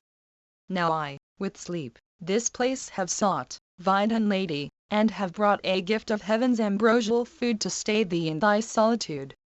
Receive it from my hand, and taste, O lady of the dainty waist, for countless ages thou shalt be from pangs of thirst and hunger free." But doubt within her bosom woke as to the Lord of gods she spoke: "How may I know for truth that thou whose form I see before me now art verily the king adored by heavenly gods, and Sak's lord? With Rahu's sons I learned to know the certain signs which Godhead show. These marks before mine eyes display if o'er the gods thou bear the sway." The heavenly lord of Sak heard, and did according to her word. Above the ground his feet were raised. With eyelids motionless he gazed. No dust upon his raiment lay, and his bright wreath was fresh and gay. Nor was the lady's glad heart slow the monarch of the gods to know, and while the tears unceasing ran from her sweet eyes she thus began, "My lord has gained a friend in thee, and I this day thy presence see shown clearly to mine eyes, as when Ra and Lakshma, lords of men, beheld it, and their sire the king, and Yanik too from whom I spring. Now I, O monarch of the blessed, will eat this food at thy behest, which thou hast brought me, of thy grace, to aid and strengthen Rahu's race." She spoke, and by his words relieved, the food from Indra's hand received, yet ere she ate the bomb he brought, on Lakshma and her lord she thought, "If my brave lord be still alive, if valiant Lakshma yet survive, may this my taste of heavenly food bring health to them and bliss renewed." She ate, and that celestial food stayed hunger, thirst, and lassitude, and all her strength restored. Great joy her hopeful spirit stirred at the glad tidings newly heard of Lakshma and her lord. And Indra's heart was joyful too, he bade the Maithil dame adieu, his saving errand done. With sleep beside him parting thence he sought his heavenly residence to prosper Rahu's son. Canto LVII. The Brothers Meeting. When Ra's deadly shaft had struck the giant in the seeming buck, the chieftain turned him from the place his homeward way again to trace. Then as he hastened onward, fain to look upon his spouse again, behind him from a thicket nigh rang out a jackal's piercing cry. Alarmed he heard the startling shriek that raised his hair and dimmed his cheek, and all his heart was filled with doubt as the shrill jackal's cry rang out. Alas, some dire disaster seems portended by the jackal's screams. Oh, may the Maithil dame be screened from outrage of each hungry fiend. PG 298. Alas, if Lakshma chanced to hear that bitter cry of woe and fear, what time as he died, with voice that mocked my accents cried, swift to my side the prince would flee and quit the dame to succor me. Too well I see the demon band the slaughter of my love have planned. Me far from home and SS view the seeming dear drew. He led me far through brake and dell till wounded by my shaft he fell, and as he sank rang out his cry, "Oh save me, Lakshma, or I die." May it be well with both who stayed in the great wood with none to aid, for every fiend is now my foe for Janasth's great overthrow, and many an omen seen today has filled my heart with sore dismay. Such were the thoughts and sad surmise of Ra at the jackal's cries, and all his heart within him burned as to his cot his steps he turned. He pondered on the deer that led his feet to follow where it fled, and sad with many a bitter thought his home in Janasth he sought. His soul was dark with woe and fear when flocks of birds and troops of deer moved round him from the left, and raised discordant voices as they gazed. The omens which the chieftain viewed the terror of his soul renewed, when lo, to meet him Lakshma sped with brows whence all the light had fled. Near and more near the princes came, each brother's heart and look the same. Alike on each sad visage lay the signs of misery and dismay. Then Ra by his terror moved his brother for his fault reproved in leaving us far from aid in the wild wood where giants strayed. Lakshma's left hand he took, and then in gentle tones the prince of men, though sharp and fierce their tenor ran, thus to his brother chief began, "O Lakshma, thou art much to blame leaving alone the Maithil dame, and flying hither to my side. Oh, may no ill my spouse betide! But I know my wife is dead, and giants on her limbs have fed, so strange, so terrible are all the omens which my heart appall. O Lakshma, may we yet return the safety of my love to learn, to find the child of Yanik still alive and free from scathe and ill." Each bird with notes of warning screams, though the hot sun still darts his beams. The moan of deer, the jackal's yell of some o'erwhelming misery tell. O mighty brother, still may she, my princess, lie from danger free. That semblance of a golden deer allured me far away, I followed nearer and more near, and longed to take the prey. I followed where the quarry fled, my deadly arrow flew, and as the dying creature bled, the giant met my view. Great fear and pain oppress my heart that dreads the coming blow, and through my left eye keenly dart the throbs that herald woe. Ah Lakshma, all these signs dismay my soul that sinks with dread, I know my love is torn away, or, haply, she is dead. Canto Lix. R.A.'s return. When R.A. saw his brother stand with none beside him, all unmanned, eager he questioned why he came so far without the faithful dame. Where is my wife, my darling, she who to the wildwood followed me? Where hast thou left my lady, where the dame who chose my lot to share? Where is my love who balms my woe as through the forest wilds I go, unkinged and banished and disgraced, my darling of the dainty waist? She nerves my spirit for the strife, she, only she gives zest to life, dear as my breath is she who vies in charms with daughters of the skies. If Yannick's child be mine no more, in splendor fair as virgin or, the lordship of the skies and earth to me were prize of little worth. Ah, lives she yet, the faithful dame, dear as the soul within this frame? Oh, let not all my toil be vain, the banishment, the woe and pain. Oh, let not dark Kaki win the guerdon of her treacherous sin, if, as lost, my days I end, and thou without me homeward wend. Oh, let not good Causely shed her bitter tears to mourn me dead, nor her proud rivals Hest obey, strong in her son and queenly sway. Back to my cot will I repair if Est live to greet me there, pg 299. But if my wife have perished, I reft of my love will surely die. O Lakshma? If I seek my cot, look for my love and find her not sweet welcome with her smile to give, I tell thee, I will cease to live. O answer, at thy words be plain, lives S yet, or is she slain? Didst thou thy sacred trust betray till ravening giants seize the prey? Ah me, so young, so soft and fair, lapped in all bliss, untried by care, rent from her own dear husband, how will she support her misery now? That voice, O Lakshma? Smote thine ear, and filled, I ween, thy heart with fear, when on thy name for succor cried the treacherous giant ere he died. That voice too like mine own, I ween, was heard by the Vidhan queen. She bade thee seek my side to aid, and quickly was the hest obeyed. But ah, thy fault I needs must blame, to leave alone the helpless dame, and let the cruel giants sate the fury of their murderous hate. Those blood-devouring demons all grieve in their souls for Kara's fall, and none to guard her side, torn by their cruel hands has died.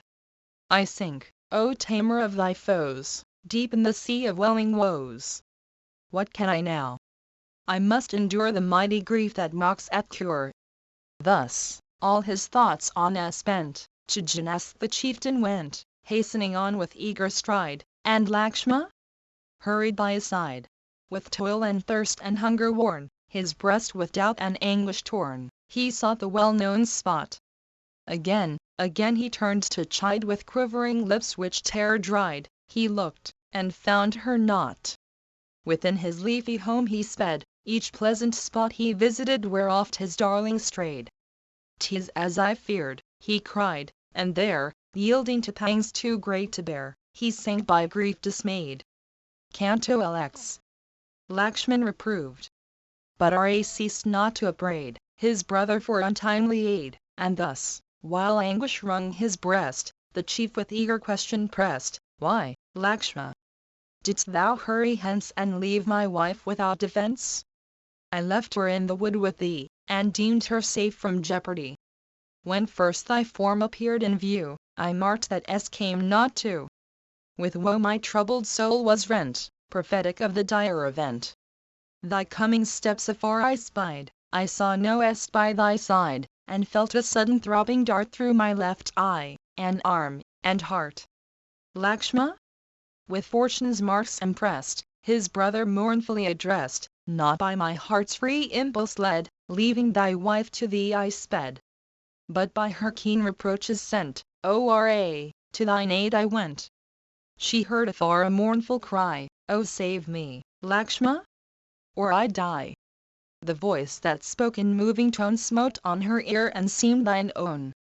Soon as those accents reached her ear she yielded to her woe and fear, she wept o'ercome by grief, and cried, 'Fly, Lakshma, fly to R.A.'s side.'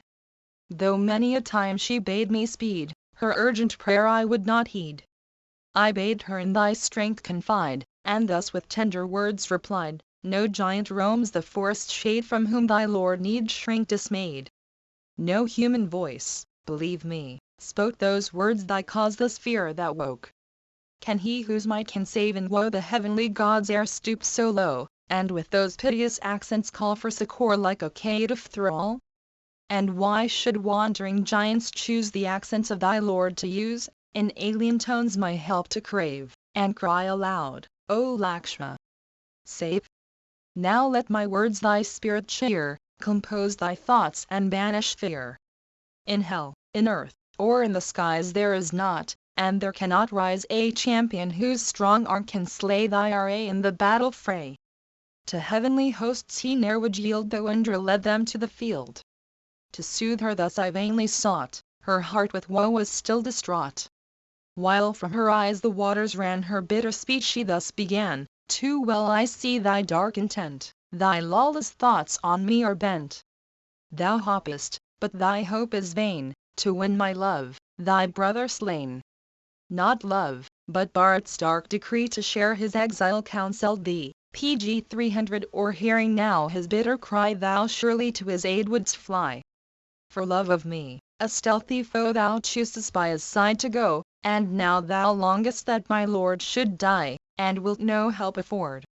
Such were the words the lady said, with angry fire my eyes were red. With pale lips quivering in my rage I hastened from the hermitage. He ceased. And frenzied by his pain the son of Rahu spoke again, O brother, for thy fault I grieve, the faithful dame alone to leave. Thou knowest that my arm is strong to save me from the giant throng, and yet couldst leave the cottage, spurred to folly by her angry word. For this thy deed I praise thee not, to leave her helpless in the cot, and thus thy sacred charge forsake for the wild words a woman spake. Yea, thou art all to blame herein, and very grievous is thy sin.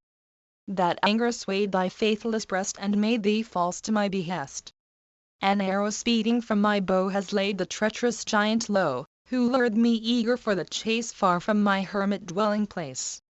The string with easy hand I drew, the arrow as in pastime flew, the wounded quarry bled. The borrowed form was cast away, before mine eye a giant lay with bright gold braceleted. My arrow smote him in the chest, the giant by the pain distressed raised his loud voice on high. Far rang the mournful sound, mine own, it seemed, were accent, voice, and tone, they made thee leave my spouse alone and to my rescue fly. Canto LXI. R.A.'s Lament. As R.A. sought his leafy cot through his left eye keen throbbings shot, his wonted strength his frame forsook, and all his body reeled and shook. Still on those dreadful signs he thought, sad omens with disaster fraught, and from his troubled heart he cried, Oh, may no ill my spouse betide! Longing to gaze on S.'s face he hastened to his dwelling place, then sinking 'neath his misery's weight, he looked and found it desolate. Tossing his mighty arms on high he sought her with an eager cry, from spot to spot he wildly ran each corner of his home to scan. He looked, but S was not there. His cot was desolate and bare, like streamlet in the winter frost, the glory of her lilies lost. With leafy tears the sad trees wept as a wild wind their branches swept. Morn bird and deer, and every flower drooped fainting round the lonely bower. The sylvan deities had fled the spot where all the light was dead, where hermit coats of skin displayed, and piles of sacred grass were laid. He saw, and maddened by his pain cried in lament again, again, where is she, dead or torn away, lost, or some hungry giant's prey? Or did my darling chance to rove for fruit and blossoms through the grove? Or has she sought the pool or rill, her pitcher from the wave to fill? His eager eyes on fire with pain he roamed about with maddened brain. Each grove and glade he searched with care, he sought, but found no S there. He wildly rushed from ill to ill, from tree to tree, from rill to rill, as bitter woe his bosom rent still R.A. roamed with fond lament, O sweet Kadamba, say has she who loved thy bloom been seen by thee? If thou have seen her face most fair, say, gentle tree, I pray thee, where? O bell tree with thy golden fruit round as her breast, no more be mute. Where is my radiant darling, gay in silk that mocks thy glossy spray? O Arjun, say, where is she now who loved to touch thy scented bough? Do not thy graceful friend forget, but tell me, is she living yet? Speak, Basil, thou must surely know, for like her limbs thy branches show, most lovely in thy fair array of twining plant and tender spray. Sweet Tyla, fairest of the trees, melodious with the hum of bees, where is my darling Estelle, the dame who loved thy flowers so well? Asoka, act thy gentle part, named Heartsease, 507 give me what thou art, to these sad eyes my darling show and free me from this load of woe. O palm, in rich ripe fruitage dressed round as the beauties of her breast, PG 301 if thou have heart to know and feel, my peerless consort's fate reveal. Hast thou, rose apple, chanced to view my darling bright with golden hue? If thou have seen her quickly speak, where is the dame I wildly seek? O glorious Cassia, thou art gay with all thy loveliest bloom today, where is my dear who loved to hold in her full lap thy flowery gold? To many a tree and plant beside, to jasmine, mango, he cried. Say, hast thou seen, O gentle dear, the fawn-eyed wandering here? It may be that my love has strayed to sport with fawns beneath the shade. If thou, great elephant, have seen my darling of the lovely mien, whose rounded limbs are soft and fine as is that lissom trunk of thine, O noblest of wild creatures, show where is the dame thou needs must know. O tiger, hast thou chanced to see my darling? Very fair is she, cast all thy fear away, declare, where is my moon-faced darling, where? There, darling of the lotus eye, I see thee, and 'tis vain to fly, wilt thou not speak, dear love? I see thy form half hidden by the tree. Stay if thou love me, stay in pity cease thy heartless play. Why mock me now? Thy gentle breast was never prone to cruel jest. 'Tis vain behind yon bush to steal, thy shimmering silks thy path reveal. Fly not, mine eyes pursue thy way. For pity's sake, dear stay. Ah me, my words are vain. My gentle love is lost or slain. How could her tender bosom spurn her husband on his home return? Ah no, my love is surely dead, fierce giants on her flesh have fed, rending the soft limbs of their prey when I her lord was far away. That moon-bright face, that polished brow, red lips, bright teeth had are they now? Alas! My darling's shapely neck she loved with chains of gold to deck, that neck that mocked the sandal scent, the ruthless fiends have grasped and rent. Alas! 'Twas vain those arms to raise soft as the young tree's tender sprays. Ah, dainty meal for giants' lips were arms and quivering finger-tips. Ah, she who counted many a friend was left for fiends to seize and rend, was left by me without defense from ravening giants' violence. O Lakshma? Of the arm of might, say, is my darling love in sight? O dearest where art thou? Where is my darling consort now? Thus as he cried in wild lament from grove to grove the mourner went, here for a moment sank to rest, then started up and onward pressed. Thus roaming on like one distraught still for his vanished love he sought, he searched in wood and hill and glade, by rock and brook and wild cascade. Through groves with restless step he sped and left no spot unvisited. Through lawns and woods of vast extent still searching for his love he went with eager steps and fast. For many a weary hour he toiled, still in his fond endeavor foiled, yet hoping to the last. Canto LXIRA's Lament. When all the toil and search was vain he sought his leafy home again. 'Twas empty still, all scattered lay the seats of grass in disarray. He raised his shapely arms on high and spoke aloud with bitter cry, "Where is the Mayflower dame?" He said, "Oh, whither has my darling fled? Who can have borne away my dame, or feasted on her tender frame? If, as hidden by some tree, thou joyest still to mock at me, cease, cease thy cruel sport, and take compassion, or my heart will break. Bethink thee, love, the gentle fawns with whom thou playest on the lawns, impatient for thy coming wait with streaming eyes disconsolate. Reft of my love, I needs must go hence to the shades weighed down by woe. The king our sire will see me there, and cry, O perjured R.A., where is thy faith, that thou canst speed from exile ere the time decreed? Ah, whither hast thou fled and left me here disquieted, a hapless mourner, reft of hope, too feeble with my woe to cope? E'en thus indignant glory flies the wretch who stains his soul with lies. If thou, my love, art lost to view, I in my woe must perish too. Thus R.A. by his grief distraught wept for the wife he vainly sought, and Lakshma, whose fraternal breast longed for his weal, the chief addressed PG 302 whose soul gave way beneath the pain when all his eager search was vain, like some great elephant who stands sinking upon the treacherous sands. Not yet, O wisest chief, despair. Renew thy toil with utmost care. This noble hill where trees are green has many a cave and dark ravine. The Maythil lady day by day delighted in the woods to stray, deep in the groves she wanders still, or walks by blossom-covered rill, or fish-loved river stealing through tall clusters of the dark bamboo. Or else the dame with arch design to prove thy mood, O prince, and mine, far in some sheltering thicket lies to frighten ere she meet our eyes. Then come, renew thy labor, trace the lady to her lurking place, and search the wood from side to side to know whereas loves to bide. Collect thy thoughts, O royal chief, nor yield to unavailing grief.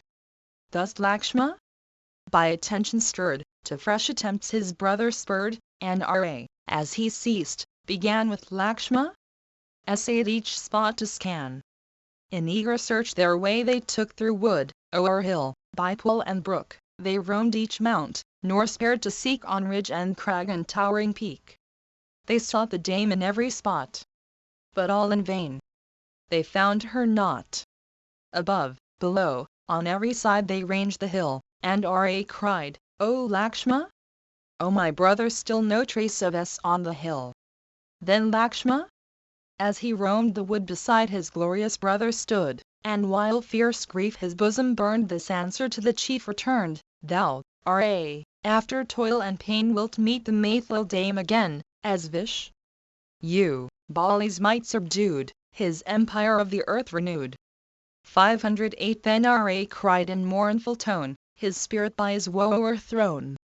The wood is searched from side to side, no distant spot remains untried, no lilied pool, no streamlet where the lotus buds are fresh and fair. Our eyes have searched the hill with all his caves and every waterfall, but not yet I find my wife, more precious than the breath of life. As thus he mourned his vanished dame, a mighty trembling seized his frame, and by o'erpowering grief assailed, his troubled senses reeled and failed. Too great to bear his misery grew, and many a long hot sigh he drew, then as he wept and sobbed and sighed, O my love, he cried. Then Lakshma, joining palm to palm, tried every art his woe to calm. But R.A. in his anguish heard or heeded not one soothing word, still for his spouse he mourned, and shrill rang out his lamentation still.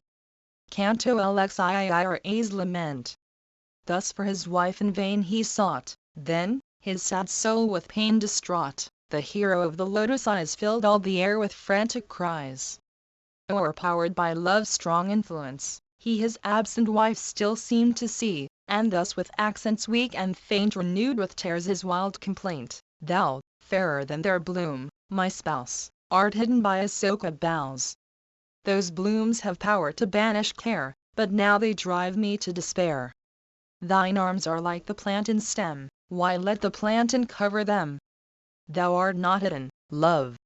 Thy feet betray thee in thy dark retreat. Thou runnest in thy girlish sport to flowery trees, thy dear resort.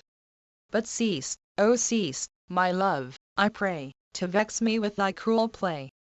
Such mockery in a holy spot where hermits dwell beseems thee not. Ah, now I see thy fickle mind to scornful mood too much inclined. Come, large-eyed beauty, I implore. Lone is the cot so dear before. No, she is slain by giants. They have stolen or devoured their prey, or surely at my mournful cry my darling to her lord would fly. O Lakshma? See those troops of deer, in each sad eye there gleams a tear. Those looks of woe too clearly say my consort is the giant's prey. O noblest, fairest of the fair, where art thou, best of women, where? This day will dark Kaki find fresh triumph for her evil mind, when I, who with my came return alone, without my dame. But ne'er can I return to see those chambers where my queen should be and hear the scornful people speak PG 303 of RA as a coward weak. For mine will be the coward's shame who let the foeman steal his dame. How can I seek my home, or brook upon Vida's king to look?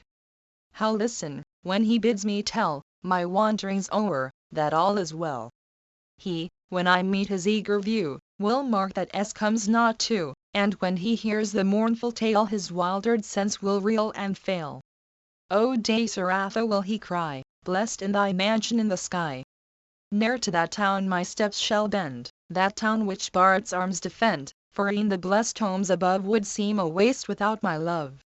Leave me, my brother, here, I pray. To Faryadhi bend thy way. Without my love I cannot bear to live 1 hour in blank despair. Round Bharat's neck thy fond arms twine, and greet him with these words of mine, dear brother, still the power retain, and o'er the land as monarch reign. With salutation next incline before thy mother, his, and mine. Still, brother, to my words attend, and with all care each dame befriend. To my dear mother's ear relate my mournful tale and SS fate. Thus R.A. gave his sorrow vent, and from a heart which anguish rent, mourned for his wife in loud lament, her of the glorious hair, from Lakshma's cheek the color fled, and o'er his heart came sudden dread, sick, faint, and sore disquieted by woe too great to bear. Canto LXIVRA's lament. Reft of his love, the royal chief, weighed down beneath his welling grief, desponding made his brother share his grievous burden of despair. Over his sinking bosom rolled the flood of sorrow uncontrolled. And as he wept and sighed, in mournful accents faint and slow with words congenial to his woe, to Lakshma, thus he cried, Brother, I ween, beneath the sun, of all mankind there lives not one so full of sin, whose hand has done such cursed deeds as mine. For my sad heart with misery bleeds, as, guerdon of those evil deeds, still greater woe to woe succeeds in never-ending line. A life of sin I freely chose, and from my past transgression flows a ceaseless flood of bitter woes my folly to repay. The fruit of sin has ripened fast, through many a sorrow have I passed, and now the crowning grief at last falls on my head today. From all my faithful friends I fled, my sire is numbered with the dead, my royal rank is forfeited, my mother far away.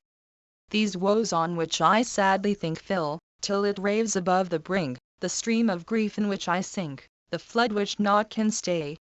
Ne'er, brother, ne'er have I complained. Though long by toil and trouble pained, without a murmur I sustained the woes of woodland life. But fiercer than the flames that rise when crackling wood the food supplies, flashing aglow through evening skies, this sorrow for my wife. Some cruel fiend has seized the prey and torn my trembling love away, while, as he bore her through the skies, she shrieked aloud with frantic cries, in tones of fear which, wild and shrill, retained their native sweetness still. Ah me, that breast so soft and sweet, for sandals precious perfume meet, now all detained with dust and gore, shall meet my fond caress no more. That face, whose lips with tones so clear made pleasant music, sweet to hear, with soft locks plaited o'er the brow, some giant's hand is on it now. It smiles not, as the dear light fails when Aryu's jaw the moon assails. Ah, my true love! That shapely neck she loved with fairest chains to deck, the cruel demons rend, and drain the lifeblood from each mangled vein. Ah, when the savage monsters came and dragged away the helpless dame, the lady of the long soft eye called like a lamb with piteous cry. Beneath this rock, O Lakshma? See, my peerless consort sat with me, and gently talked to thee the while, her sweet lips opening with a smile. Here is that fairest stream which she loved ever, bright Goddard, ne'er can the dame have passed this way, so far alone she would not stray, nor has my darling, lotus-eyed, sought lilies by the river's side, for without me she ne'er would go. PG 304 to streamlets where the wild flowers grow. Tell me not, brother, she has strayed to the dark forest's distant shade where blooming boughs are gay and sweet, and bright birds love the cool retreat. Alone my love would never dare, my timid love, wander there. O Lord of day, whose eye sees all we act and plan, on thee I call, for naught is hidden from thy sight, great witness thou of wrong and right. Where is she, lost or torn away? Dispel my torturing doubt and say, and O thou wind who blowest free, the worlds have not concealed from thee. List to my prayer, reveal one trace of her, the glory of her race. Say, is she stolen hence, or dead, or do her feet the forest tread? Thus with disordered senses, faint with woe he poured his sad complaint, and then, a better way to teach, wise Lakshma spoke in seemly speech, up, brother dear, thy grief subdue, with heart and soul thy search renew. When woes oppress and dangers threat, brave effort ne'er was fruitless yet. He spoke, but Ra gave no heed to valiant Lakshma's prudent rede. With double force the flood of pain rushed o'er his yielding soul again. Canto LXV. Ra's wrath. With piteous voice, by woe subdued, thus Rahu's son his speech renewed, thy steps, my brother, quickly turn to bright Godar and learn if to the stream have hied to cull the lilies on its side. Obedient to the words he said, his brother to the river sped. The shelving banks he searched in vain, and then to Ra turned again. I searched, but found her not, he cried. I called aloud, but none replied. Where can the Maitha lady stray, whose sight would chase our cares away? I know not where, her steps untraced, roams of the dainty waste. When Ra heard the words he spoke again he sank beneath the stroke, and with a bosom anguish fraught himself the lovely river sought. There standing on the shelving side, where art thou? He cried. No spirit voice an answer gave, no murmur from the trembling wave of sweet Godar declared the outrage which the fiend had dared. Oh speak! The pitying spirits cried, but yet the stream their prayer denied, nor dared she, coldly mute, relate to the sad chief his darling's fate of Ra's awful form she thought, and the dire deed his arm had wrought, and still withheld by fear dismayed, the tale for which the mourner prayed. When hope was none, his heart to cheer, that the bright stream his cry would hear, while sorrow for his darling tore his longing soul, he spake once more, though I have sought with tears and sighs Godvar no word replies. Oh say, what answer can I frame to Yanak, father of my dame? Or how before her mother stand, leading Noest by the hand? Where is my loyal love who went forth with her lord to banishment? Her faith to me she nobly held, though from my realm and home expelled, a hermit, nursed on woodland fair, she followed still and soothed my care. Of all my friends am I bereft, nor is my faithful consort left.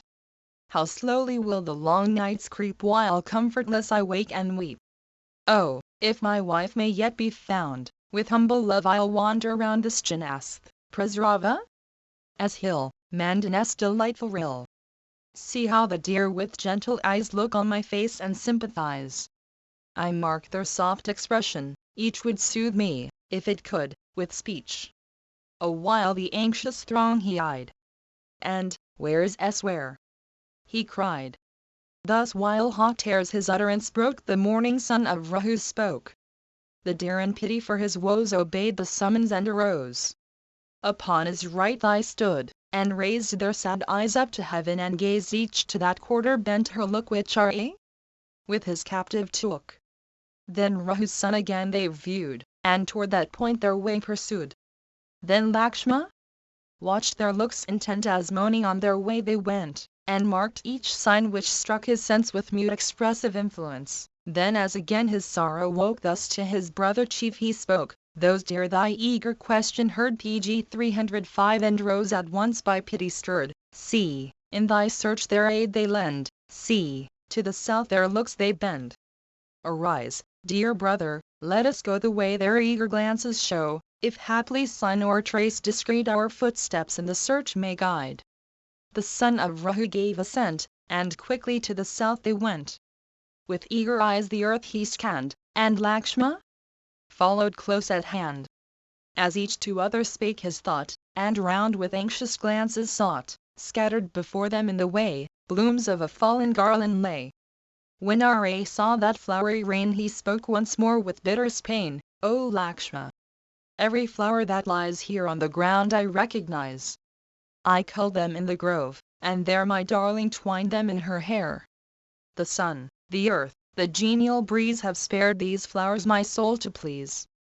Then to that woody hill he prayed, whence flashed afar each wild cascade. O best of mountains, hast thou seen a dame of perfect form and mien in some sweet spot with trees o'ergrown, my darling whom I left alone?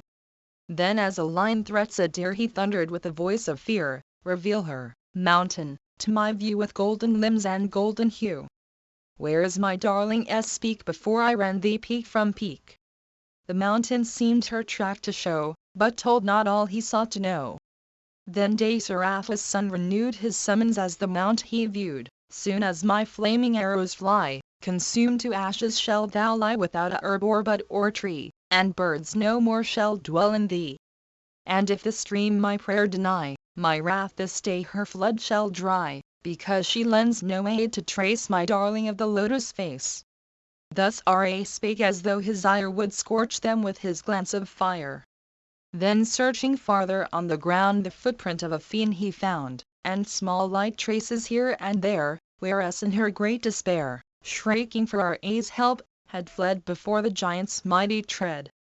His careful eye each trace surveyed which and the fiend had made, the quivers and the broken bow and ruined chariot of the foe, and told, distraught by fear and grief, his tidings to his brother chief. O Lakshma! Here, he cried, behold my SS earrings dropped with gold. Here lie her garlands torn and rent, here lies each glittering ornament. Oh look, the ground on every side with blood like drops of gold is dyed. The fiends who wear each strange disguise have seized, I ween, the helpless prize. My lady, by their hands o'erpowered, is slaughtered, mangled, and devoured. Methinks two fearful giants came and waged fierce battle for the dame. Whose, Lakshma, was this mighty bow with pearls and gems in glittering row? Cast to the ground the fragments lie, and still their glory charms the eye. A bow so mighty sure was planned for heavenly god or giant's hand. Whose was this coat of golden mail which, though its luster now is pale, shone like the sun of morning, bright with studs of glittering lazulite? Whose, Lakshma, was this bloom-wreathed shade with all its 100 ribs displayed? This screen, most meet for royal brow, with broken staff lies useless now. And these tall asses, goblin-faced, with plates of golden harness graced, whose hideous forms are stained with gore, who is the lord whose yoke they bore? Whose was this pierced and broken car that shoots a flame like blaze afar? Whose these spent shafts at random spread, each fearful with its iron head, with golden mountings fair to see, long as a chariot's axle tree? These quivers see, which, rent in twain, their sheaves of arrows still contain. Whose was this driver? Dead and cold, his hands the whip and reins still hold. See, Lakshma! Here the foot I trace of man, nay, one of giant race. The hatred that I nursed of old grows mightier now 100-fold against these giants, fierce of heart, who change their forms by magic art. Slain, eaten by the giant press, or stolen is the votaress, nor could her virtue bring defense to us, seized and hurried hence. Oh, if my love be slain or lost, all hope of bliss for me is crossed. The power of all the worlds were vain to bring one joy to soothe my pain. The spirits with their blinded eyes would look in wonder, and despise the Lord who made the worlds, the great Creator when compassionate. And so, I ween, the immortals turn cold eyes upon me now, and spurn PG 306 the weakling prompt at pity's call, devoted to the good of all. But from this day behold me changed, from every gentle grace estranged. Now be it mine all life to slay, and sweep these cursed fiends away. As the great sun leaps up the sky, and the cold moonbeams fade and die, so vengeance rises in my breast, one passion conquering all the rest. Gandharvas in their radiant place, the Yakshas, and the giant race, Kinnars and men shall look in vain for joy they ne'er shall see again. The anguish of my great despair, O Lakshma, fills the heaven and air, and I in wrath all life will slay within the triple world today. Unless the gods in heaven who dwell restore Maya safe and well, I armed with all the fires of fate, the triple world will devastate. The troubled stars from heaven shall fall, the moon be wrapped in gloomy pall, the fire be quenched, the wind be stilled, the radiant sun grow dark and chilled. Crushed every mountain's towering pride, and every lake and river dried, dead every creeper, plant, and tree, and lost for aye the mighty sea. Thou shalt the world this day behold in wild disorder uncontrolled, with dying life which naught defends from the fierce storm my bowstring sends. My shafts this day, for SS sake, the life of every fiend shall take. The gods this day shall see the force that wings my arrows on their course, and mark how far that course is held, by my unsparing wrath impelled. No god, not one of Daitya's strain, goblin or Arshas shall remain. My wrath shall end the worlds, and all demons and gods therewith shall fall. Each world which gods, the Dyav race, and giants make their dwelling place, shall fall beneath my arrows sent in fury when my bow is bent. The arrows loosened from my string confusion on the worlds shall bring. For she is lost or breathes no more, nor will the gods my love restore. Hence all on earth with life and breath this day I dedicate to death. All, till my darling they reveal, the fury of my shafts shall feel. Thus as he spake by rage impelled, red grew his eyes, his fierce lips swelled. His bark coat round his form he drew and coiled his hermit braids anew, like Rudra when he yearned to slay the demon Triper 509 in the fray. So looked the hero brave and wise, the fury flashing from his eyes. Then Ra, conqueror of the foe, from Lakshma's hand received his bow, strained the great string, and laid thereon a deadly dart that flashed and shone, and spake these words as fierce in ire as he who ends the worlds with fire, as age and time and death and fate all life with checkless power await, so Lakshma? In my wrath today my vengeful might shall brook no stay, unless this day I see my dame in whose sweet form is naught to blame, yea, as before, my love behold fair with bright teeth and perfect mould, this world shall feel a deadly blow destroyed with ruthless overthrow, and serpent lords and gods of air, Gandharvas, men, the doom shall share. Canto LXVI. Lakshman's speech. He stood incensed with eyes of flame, still mourning for his ravished dame, determined, like the fire of fate, to leave the wide world desolate. His ready bow the hero eyed, and as again he sighed, the triple world would fain consume like Hera 510 in the day of doom. Then Lakshma, moved with sorrow, viewed his brother in unwonted mood, and reverent palm to palm applied, thus spoke with lips which terror dried: Thy heart was ever soft and kind, to every creature's good inclined. Cast not thy tender mood away, nor yield to anger's mastering sway. The moon for gentle grace is known, the sun has splendor all his own, the restless wind is free and fast, and earth in patience unsurpassed. So glory with her noble fruit is thine eternal attribute. Oh, let not, for the sin of one, the triple world be all undone. I know not whose this car that lies in fragments here before our eyes, nor who the chiefs who met and fought, nor what the prize the foeman sought. Who marked the ground with hoof and wheel, PG 307, or whose the hand that plied the steel which left the spot, the battle o'er, thus sadly died with drops of gore. Searching with utmost care I view the signs of one and not of two. Where'er I turn mine eyes I trace no mighty host about the place. Then mete not out for one offense this all-involving recompense. For kings should use the sword they bear, but mild in time should learn to spare. Thou, ever moved by misery's call, wast the great hope and stay of all. Throughout this world who would not blame this outrage on thy ravished dame? Gandharvas, Dyavs, gods, the trees, the rocks, the rivers, and the seas, can ne'er not thy soul offend, as one whom holiest rites befriend. But him who dared to steal the dame pursue, O King, with ceaseless aim, with me, the hermit's holy band, and thy great bow to arm thy hand by every mighty flood will seek, each wood, each hill from base to peak. To the fair homes of gods we'll fly, and bright Gandharva's in the sky, until we reach, where'er he be, the wretch who stole thy spouse from thee.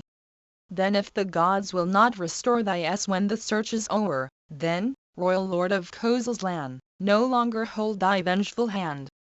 If meekness, prayer, and right be weak to bring thee back the dame we seek, up, brother, with a deadly shower of gold bright shafts thy foes o'erpower, fierce as the flashing levin sent from King Mahendra's firmament. Canto LXVIIRA appeased. As R.A., pierced by sorrow's sting, lamented like a helpless thing, and by his mighty woe distraught was lost in maze of troubled thought, Sumitra's son with loving care consoled him in his wild despair, and while his feet he gently pressed with words like these the chief addressed, for sternest vow and noblest deed was Dasaratha blessed with seed. Thee for his son the king obtained, like Amrit by the gods regained. Thy gentle graces won his heart, and all too weak to live apart the monarch died, as Bharat told, and lives on high mid gods enrolled. If thou, O.R.A., wilt not bear this grief which fills thee with despair, how shall a weaker man e'er hope, infirm and mean, with woe to cope? Take heart, I pray thee, noblest chief, what man who breathes is free from grief? Misfortunes come and burn like flame, then fly as quickly as they came. Yea, son of Nahush reigned with Indra on the throne he gained. But falling for a light offense he mourned a while the consequence. Vasish?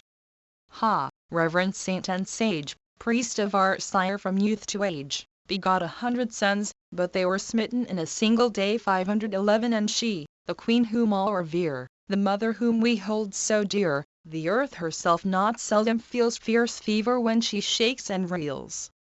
And those twin lights, the world's great eyes, on which the universe relies, does not eclipse at times assail their brilliance till their fires grow pale? The mighty powers, the immortal blessed bend to a law which none contest. No god, no bodied life is free from conquering fate's supreme decree. E'en Sakra's self must reap the meed of virtue and of sinful deed. And O great Lord of men, wilt thou help us beneath thy misery bow? No, if thy dame be lost or dead, O hero, still be comforted, nor yield forever to thy woe or mastered like the mean and low. Thy peers, with keen far-reaching eyes, spend not their hours in ceaseless sighs. In dire distress, in wooing ill their manly looks are hopeful still. To this, great chief, thy reason bend, and earnestly the truth perpend.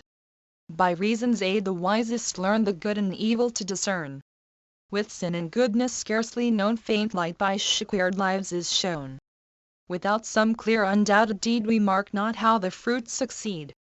In time of old, O thou most brave, to me thy lips such counsel gave. V. I Hospody 512 can scarcely find new wisdom to instruct thy mind. For thine is wit and genius high meet for the children of the sky.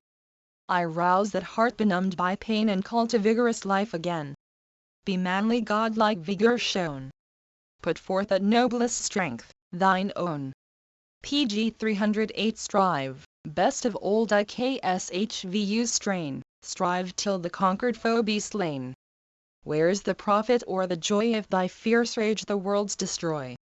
Search till thou find the guilty foe, then let thy hand no mercy show. Canto LXVII. Jedus.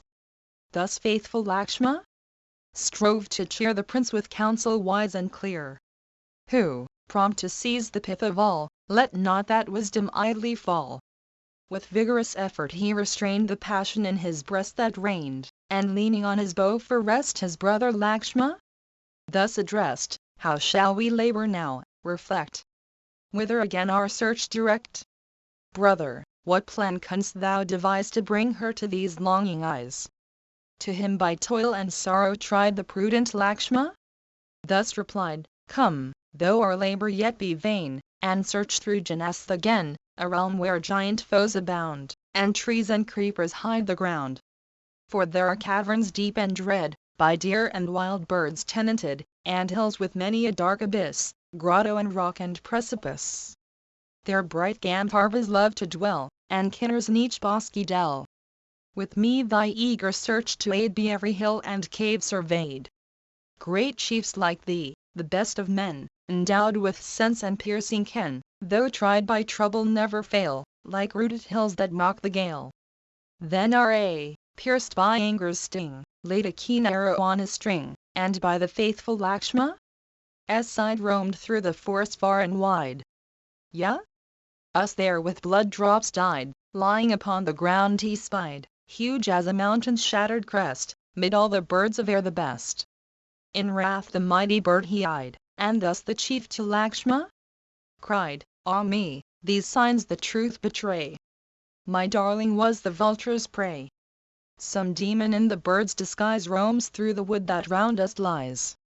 On large-eyed as he has fed, and rests him now with wings outspread.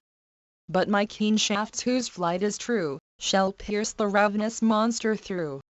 An arrow on the string he laid, and rushing near the bird surveyed, while earth to ocean's distant side trembled beneath his furious stride. With blood and froth on neck and beak the dying bird essayed to speak, and with a piteous voice, distressed, thus Dasaratha's son addressed: "She whom like some sweet herb of grace thou seekest in this lonely place, fair lady, is fierce Ra's prey, who took, beside, my life away. Lakshma? And thou had parted hence and left the dame without defense. I saw her swiftly borne away by Ra's might which none could stay. I hurried to the lady's aid, I crushed his car and royal shade, and putting forth my warlike might hurled Ra to the earth in fight. Here, Ra, lies his broken bow, here lie the arrows of the foe. There on the ground before thee are the fragments of his battle car. There bleeds the driver whom my wings beat down with ceaseless buffetings. When toil my aged strength subdued, his sword my weary pinions hewed. Then lifting up the dame he bare his captive through the fields of air. Thy vengeful blows from me restrain, already by the giant slain." When Ra heard the vulture tell the tale that proved his love so well, his bow upon the ground he placed, and tenderly the bird embraced, then to the earth he fell o'erpowered, and burning tears both brothers showered, for double pain and anguish pressed upon the patient hero's breast. The solitary bird he eyed who in the lone wood gasped and sighed, and as again his anguish woke thus Ra to his brother spoke: "Expelled from power the woods I tread, my spouse is lost, the bird is dead. A fate so sad, I ween, would tame the vigor of the glorious flame. If I to cool my fever tried to cross the deep from side to side, the sea, oh hard my fate, will dry his waters as my feet came nigh. In all this world there lives not one so cursed as I beneath the sun. So strong a net of misery cast around me holds the captive fast, best of all birds that play the wing, loved, honored by our sire the king, the vulture, in my fate enwound, lies bleeding, dying on the ground." Then Ra and his brother stirred pg 309 by pity mourn the royal bird, and, as their hands his limbs caressed, affection for a sire expressed. And Ra to his bosom strained the bird with mangled wings disdained, with crimson blood drops dyed. He fell, and shedding many a tear, "Where is my spouse than life more dear? Where is my love?" he cried. Canto LXIX. The Death of Jadis. As Ra viewed with heartfelt pain the vulture whom the fiend had slain, in words with tender love impressed his brother chief he thus addressed: "This royal bird with faithful thought for my advantage strove and fought. Slain by the fiend in mortal strife for me he yields his noble life. See, Lakshma, how his wounds have bled. His struggling breath will soon have fled. Faint is his voice, and near to die, he scarce can lift his trembling eye. Yea? Us, if thou still can speak, give the answer that I seek. The fate of ravished tell, and how thy mournful chance befell. Say why the giant stole my dame, what have I done that he could blame? What fault in me has Ra seen that he should rob me of my queen? How looked the lady's moon-bright cheek? What were the words she found to speak? His strength, his might, his deeds declare, and tell the form he loves to wear. To all my questions make reply, where does the giant's dwelling lie? The noble bird his glances bent on Ra as he made lament, and in low accents faint and weak with anguish thus began to speak, Fierce Ra, king of giant race, stole us from thy dwelling place. He calls his magic art to aid with wind and cloud and gloomy shade. When in the fight my power was spent, my wearied wings he cleft and rent. Then round the dame his arms he threw, and to the southern region flew. O Rahu's son, I gasp for breath, my swimming sight is dim in death.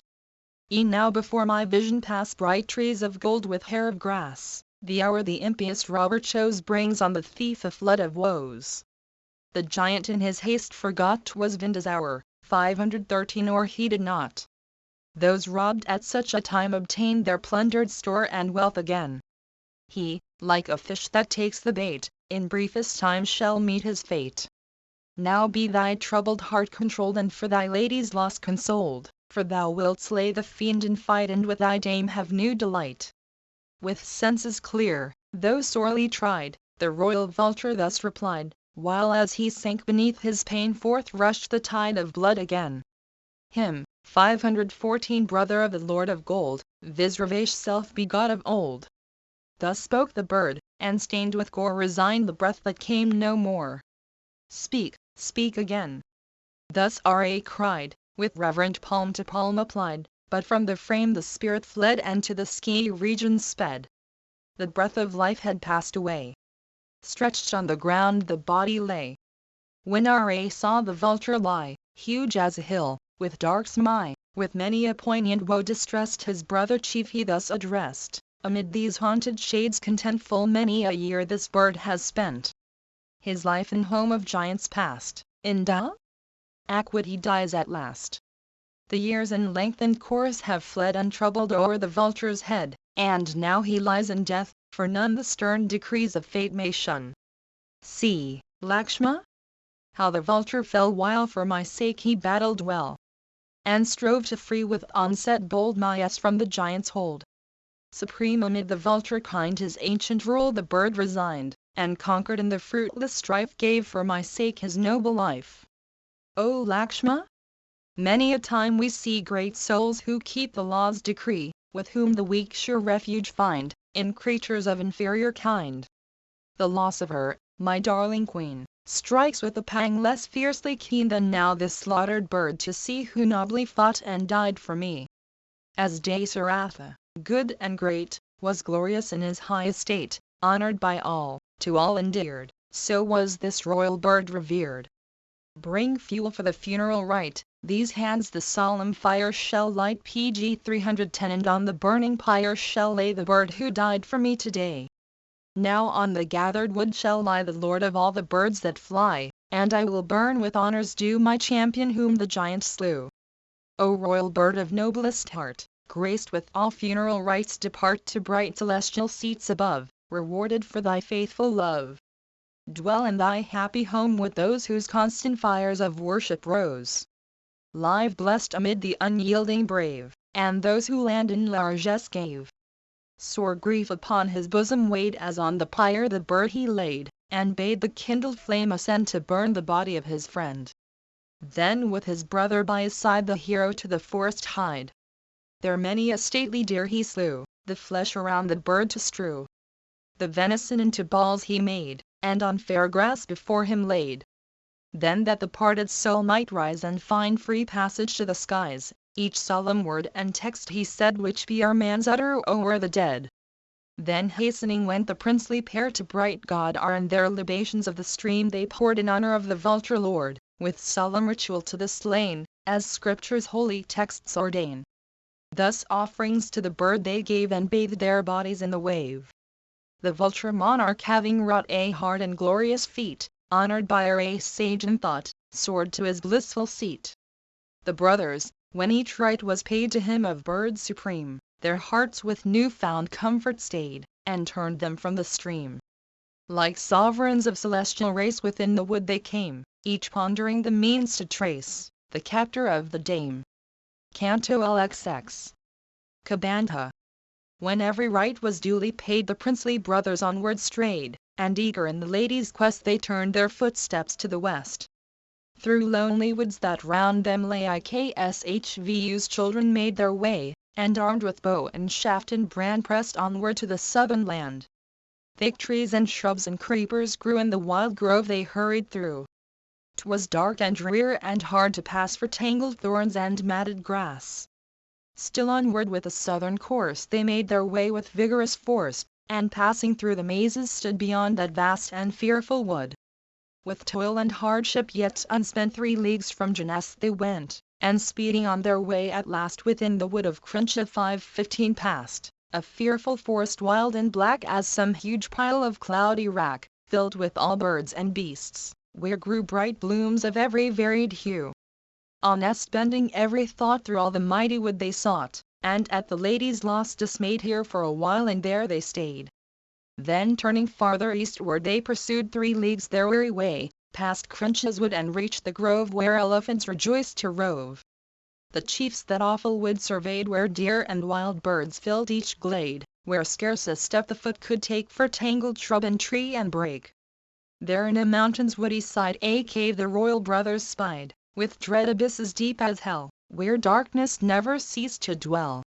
When, pressing on, the lords of men stood near the entrance of the den, they saw within the dark recess a huge misshapen giantess. A thing the timid heart that shook with fearful shape and savage look. Terrific fiend, her voice was fierce, long were her teeth to rend and pierce. The monster gorged her horrid feast of flesh of many a savage beast, while her long locks, at random flung, dishevelled o'er her shoulders hung. Their eyes the royal brothers raised, and on the fearful monster gazed. Forth from her den she came and glanced at Lakshma. As he first advanced, her eager arms to hold him spread, and "Come and be my love," she said. Then as she held him to her breast, the prince in words like these addressed: "Behold thy treasure fond and fair, Iomukhi 516 the name I bear. PG 311 in thickets of each lofty hill, on islets of each brook and rill, with me delighted shalt thou play, and live for many a lengthened day." Enraged he heard the monster woo.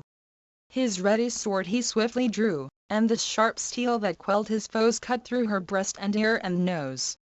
Thus mangled by his vengeful sword in rage and pain the demon roared, and hideous with her awful face sped to her secret dwelling place.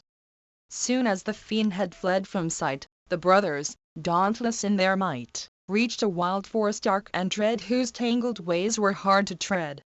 Then bravest Lakshma, virtuous youth, the friend of purity and truth, with reverent palm to palm applied, thus to his glorious brother cried: "My arm presaging throbs amain, my troubled heart is sick with pain, and cheerless omens ill portend where'er my anxious eyes I bend.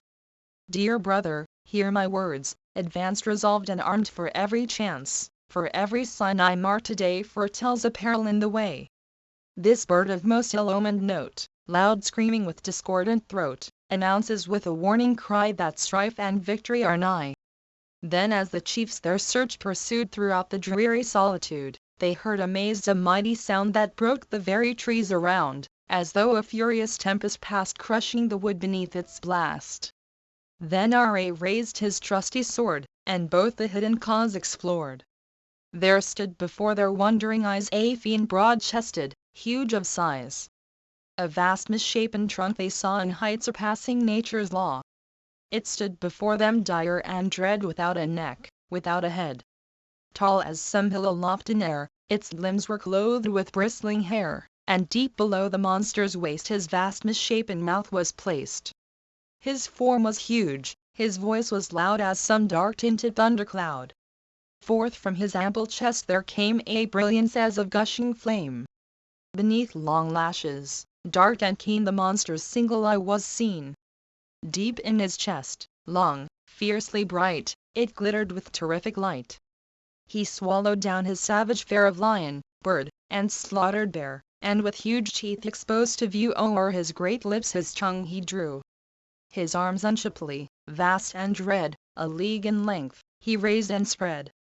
He seized with monstrous hands a herd of deer and many a bear and bird. Among them all he picked and chose, drew forward these, rejected those. Before the princely pair he stood barring their passage through the wood. A league of shade the chiefs had passed when on the fiend their eyes they cast. A monstrous shape without a head with mighty arms before him spread, they saw that hideous trunk appear that struck the trembling eye with fear. Then, stretching to their full extent his awful arms with fingers bent, round Rahu's princely sons he cast each grasping limb and held them fast. Though strong of arm and fierce in fight, each armed with bow and sword to smite, the royal brothers, brave and bold, were helpless in the giant's hold. Then Rahu's son, heroic still, felt not a pang his bosom thrill. But young, with no protection near, his brother's heart was sad with fear, and thus with trembling tongue he said to Ra, sore disquieted, ah me, my days are told, oh see me in the giant's hold. Fly, son of Rahu, swiftly flee, and thy dear self from danger free. Me to the fiend an offering give. Fly at thine ease thyself and live. Thou, great Cucuts the son, I ween, wilt find ere long thy faithful queen, and when thou holdest, throned again, thine old hereditary reign, with servants prompt to do thy will, oh think upon thy brother still. As thus the trembling Lakshma cried, the dauntless Ra thus replied, brother, from cause this dread forbear. A chief like thee should scorn despair. He spoke to soothe his wild alarm, then fierce Kabandha 517 long of arm, among the Deavs 518 first and best, the sons of Rahu thus addressed, what men are you, whose shoulders show broad as a bull's, with sword and bow, who roam this dark and horrid place, brought by your fate before my face? Declare by what occasion led these solitary wilds ye tread, with swords and bows and shafts to pierce, PG 312 like bulls whose horns are strong and fierce. Why have you sought this forest land where wild with hunger's pangs I stand? Now as your steps my path have crossed esteem your lives already lost. The royal brothers heard with dread the words which fierce Kabandha said. And Ra to his brother cried, whose cheek by blanching fear was dried, alas, we fall, O valiant chief, from sorrow into direr grief. Still mourning her I hold so dear we see our own destruction near. Mark, brother, mark what power has time o'er all that live, in every clime. Now, Lord of men, thyself and me involved in fatal danger see. 'Tis not, be sure, the might of fate that crushes all with deadly weight. Ne'er can the brave and strong, who know the use of spear and sword and bow, the force of conquering time withstand, but fall like barriers built of sand. Thus in calm strength which naught could shake the son of Dasaratha spake, with glory yet unstained upon Sumitra's son he bent his eyes, and firm in his intent his dauntless heart maintained. Canto LXXI. Kabandha's speech. Kabandha saw each chieftain stand imprisoned by his mighty hand, which like a snare around him pressed, and thus the royal pair addressed, why, warriors, are your glances bent on me whom hungry pangs torment? Why stand with wildered senses? Fate has brought you now my maw to sate.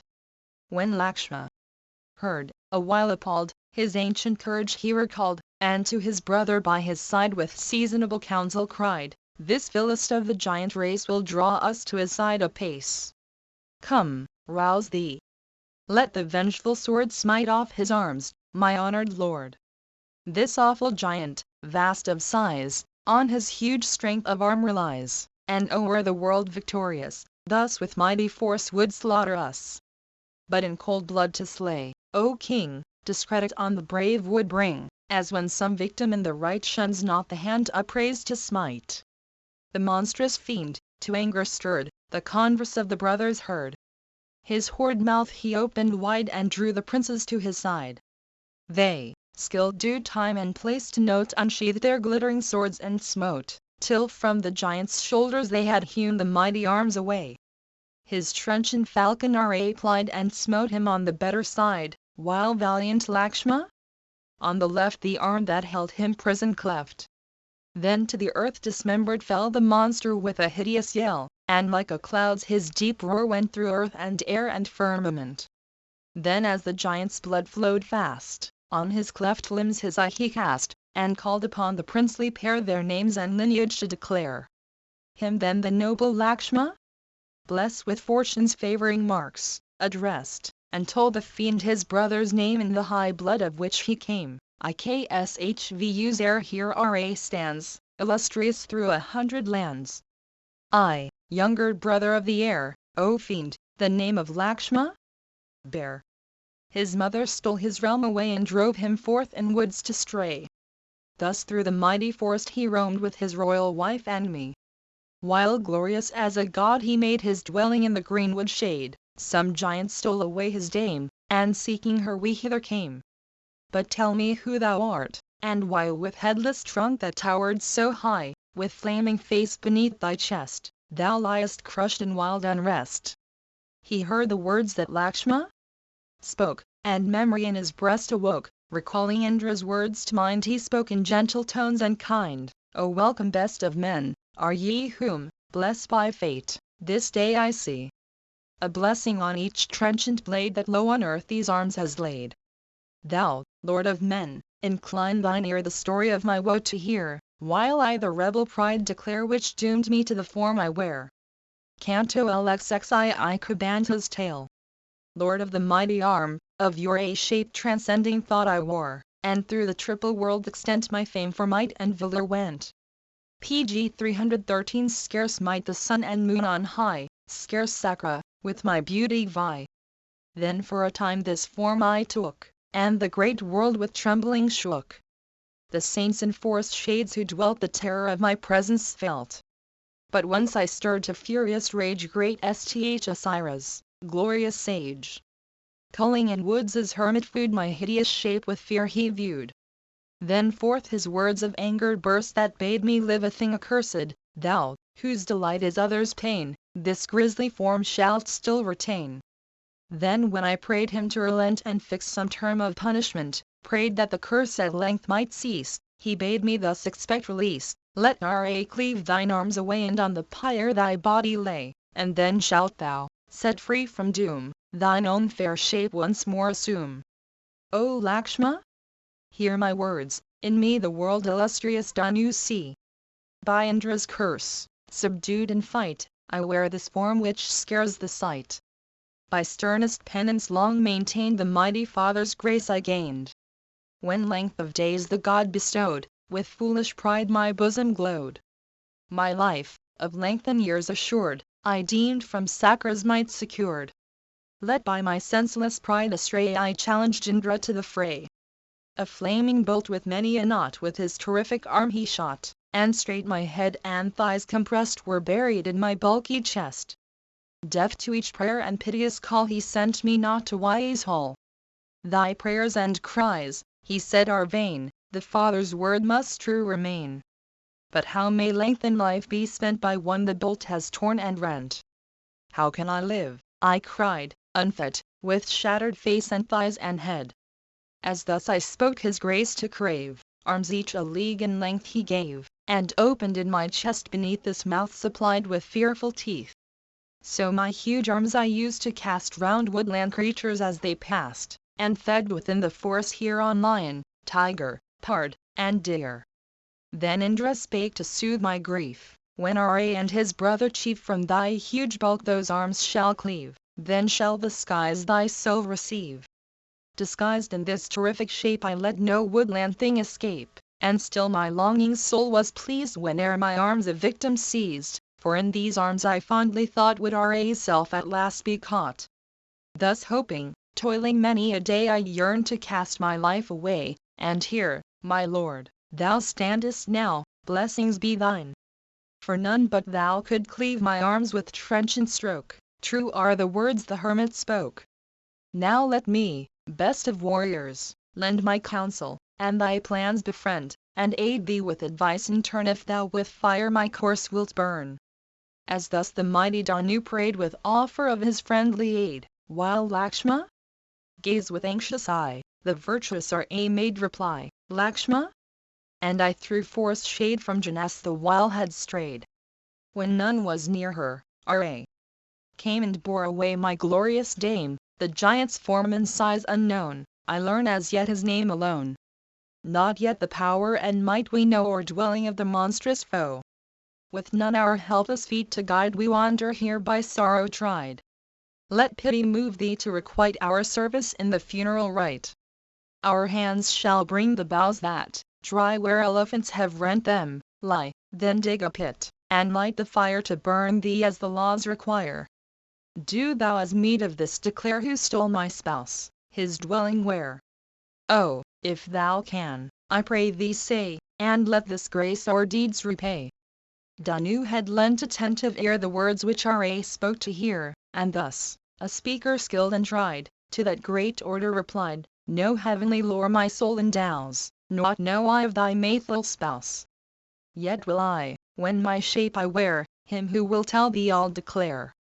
Then, Ra, will my lips disclose his name who well that giant knows. But till the flames my course devour this hidden knowledge mocks my power. For through that curse's withering taint my knowledge now is small and faint. Unknown the giant's very name who bore away the faithful dame. Cursed for my evil deeds I wore a shape which all the worlds abhor. Now ere with wearied steeds the sun through western skies his course have run, deep in a pit my body lay pg 314 and burned in the wonted way. When in the grave my corse is placed, with fire and funeral honors graced, then I, great chief, his name will tell who knows the giant robber well. With him, who guides his life aright, in league of trusting love unite, and he, O valiant prince, will be a faithful friend and aid to thee. For, Ra, to his searching eyes the triple world uncovered lies. For some dark cause of old, I ween, through all the spheres his ways have been.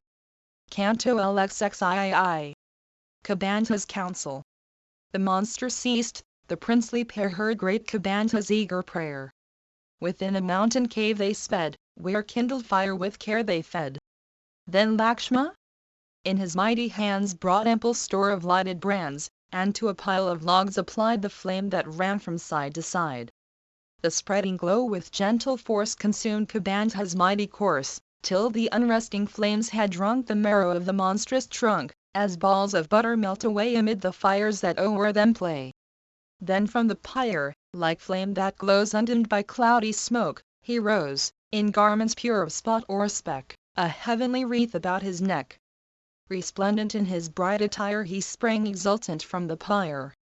While from neck, arm, and foot was sent the flash of gold and ornament. High on a chariot, bright of hue, which swans of fairest pinion drew, he filled each region of the air with splendid glow reflected there. Then in the sky he stayed his car and called to Ra from afar, hear, chieftain, while my lips explain the means to win thy spouse again. 6 plans, O prince, the wise pursue to reach the aims we hold in view. 519 When evils ripening sorely press they load the wretch with new distress, so thou and Lakshma, tried by woe, have felt at last a fiercer blow, and plunged in bitterest grief today lament thy consort torn away. There is no course but this, attend. Make, best of friends, that chief thy friend. Unless his prospering help thou gain, thy plans and hopes must all be vain. O Ra, hear my words, and seek, Sugra, for of him I speak. His brother Bi, Indra's son, expelled him when the fight was won. With 4 great chieftains, faithful still, he dwells on Rishima's hill. Fair mountain, lovely with the flow of Pampas waves that glide below, lord of the V520 Argentine pesos, just and true, strong, very glorious, bright to view, unmatched in counsel, firm and meek, bound by each word his lips may speak, good, splendid, mighty, bold and brave, wise in each plan to guide and save. His brother, fired by lust of sway, drove forth the prince in woods to stray. In all thy search for us he thy ready friend and help will be. With him to aid thee in thy quest, dismiss all sorrow from thy breast.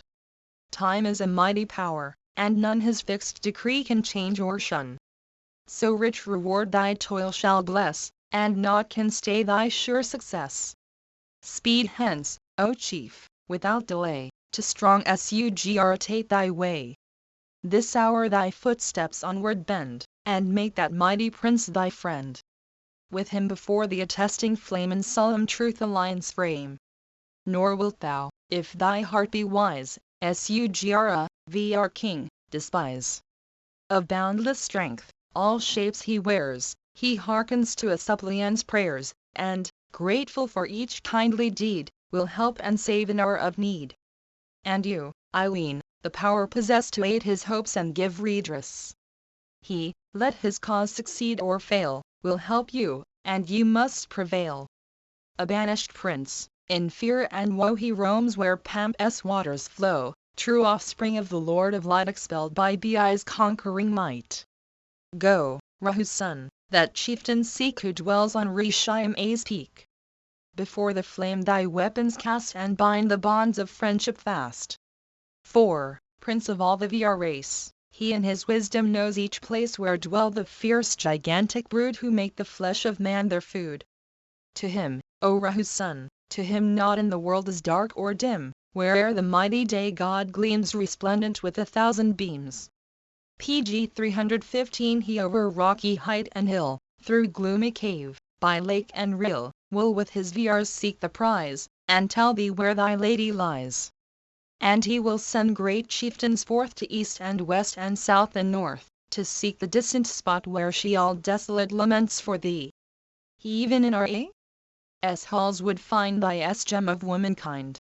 Yea, if the blameless lady lay on Meru's loftiest steep, or, far removed from light of day, where hell is dark and deep, that chief of all the VR race his way would still explore, meet the cow giants face to face and thy dear spouse restore. Canto LXXIV Kabanta's death. When wise Kabanta thus had taught the means to find the dame they sought, and urged them onward in the quest, he thus again the prince addressed: This path, O Rahu's son, pursue where those fair trees which charm the view, extending westward far away, the glory of their bloom display, where their bright leaves rose apples show, and the tall jack and mango grow. Whene'er you will, those trees ascend, or the long branches shake and bend, their salvery fruit like amaranth eat, then onward speed with willing feet. Beyond this shady forest, decked with flowering trees, your course direct.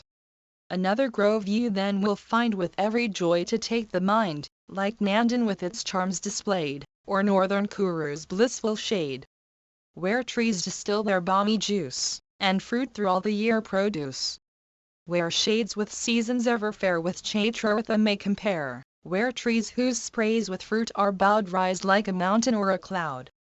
There, when you list, from time to time, the loaded trees may Lakshma climb, or from the shaken bough supply sweet fruit that may with amaranth vie. The onward path pursuing still from wood to wood, from hill to hill, your happy eyes at length will rest on Pampas lotus-covered breast. Her banks with gentle slope descend, nor stones nor weed the eyes offend, and o'er smooth beds of silver sand lotus and lily blooms expand.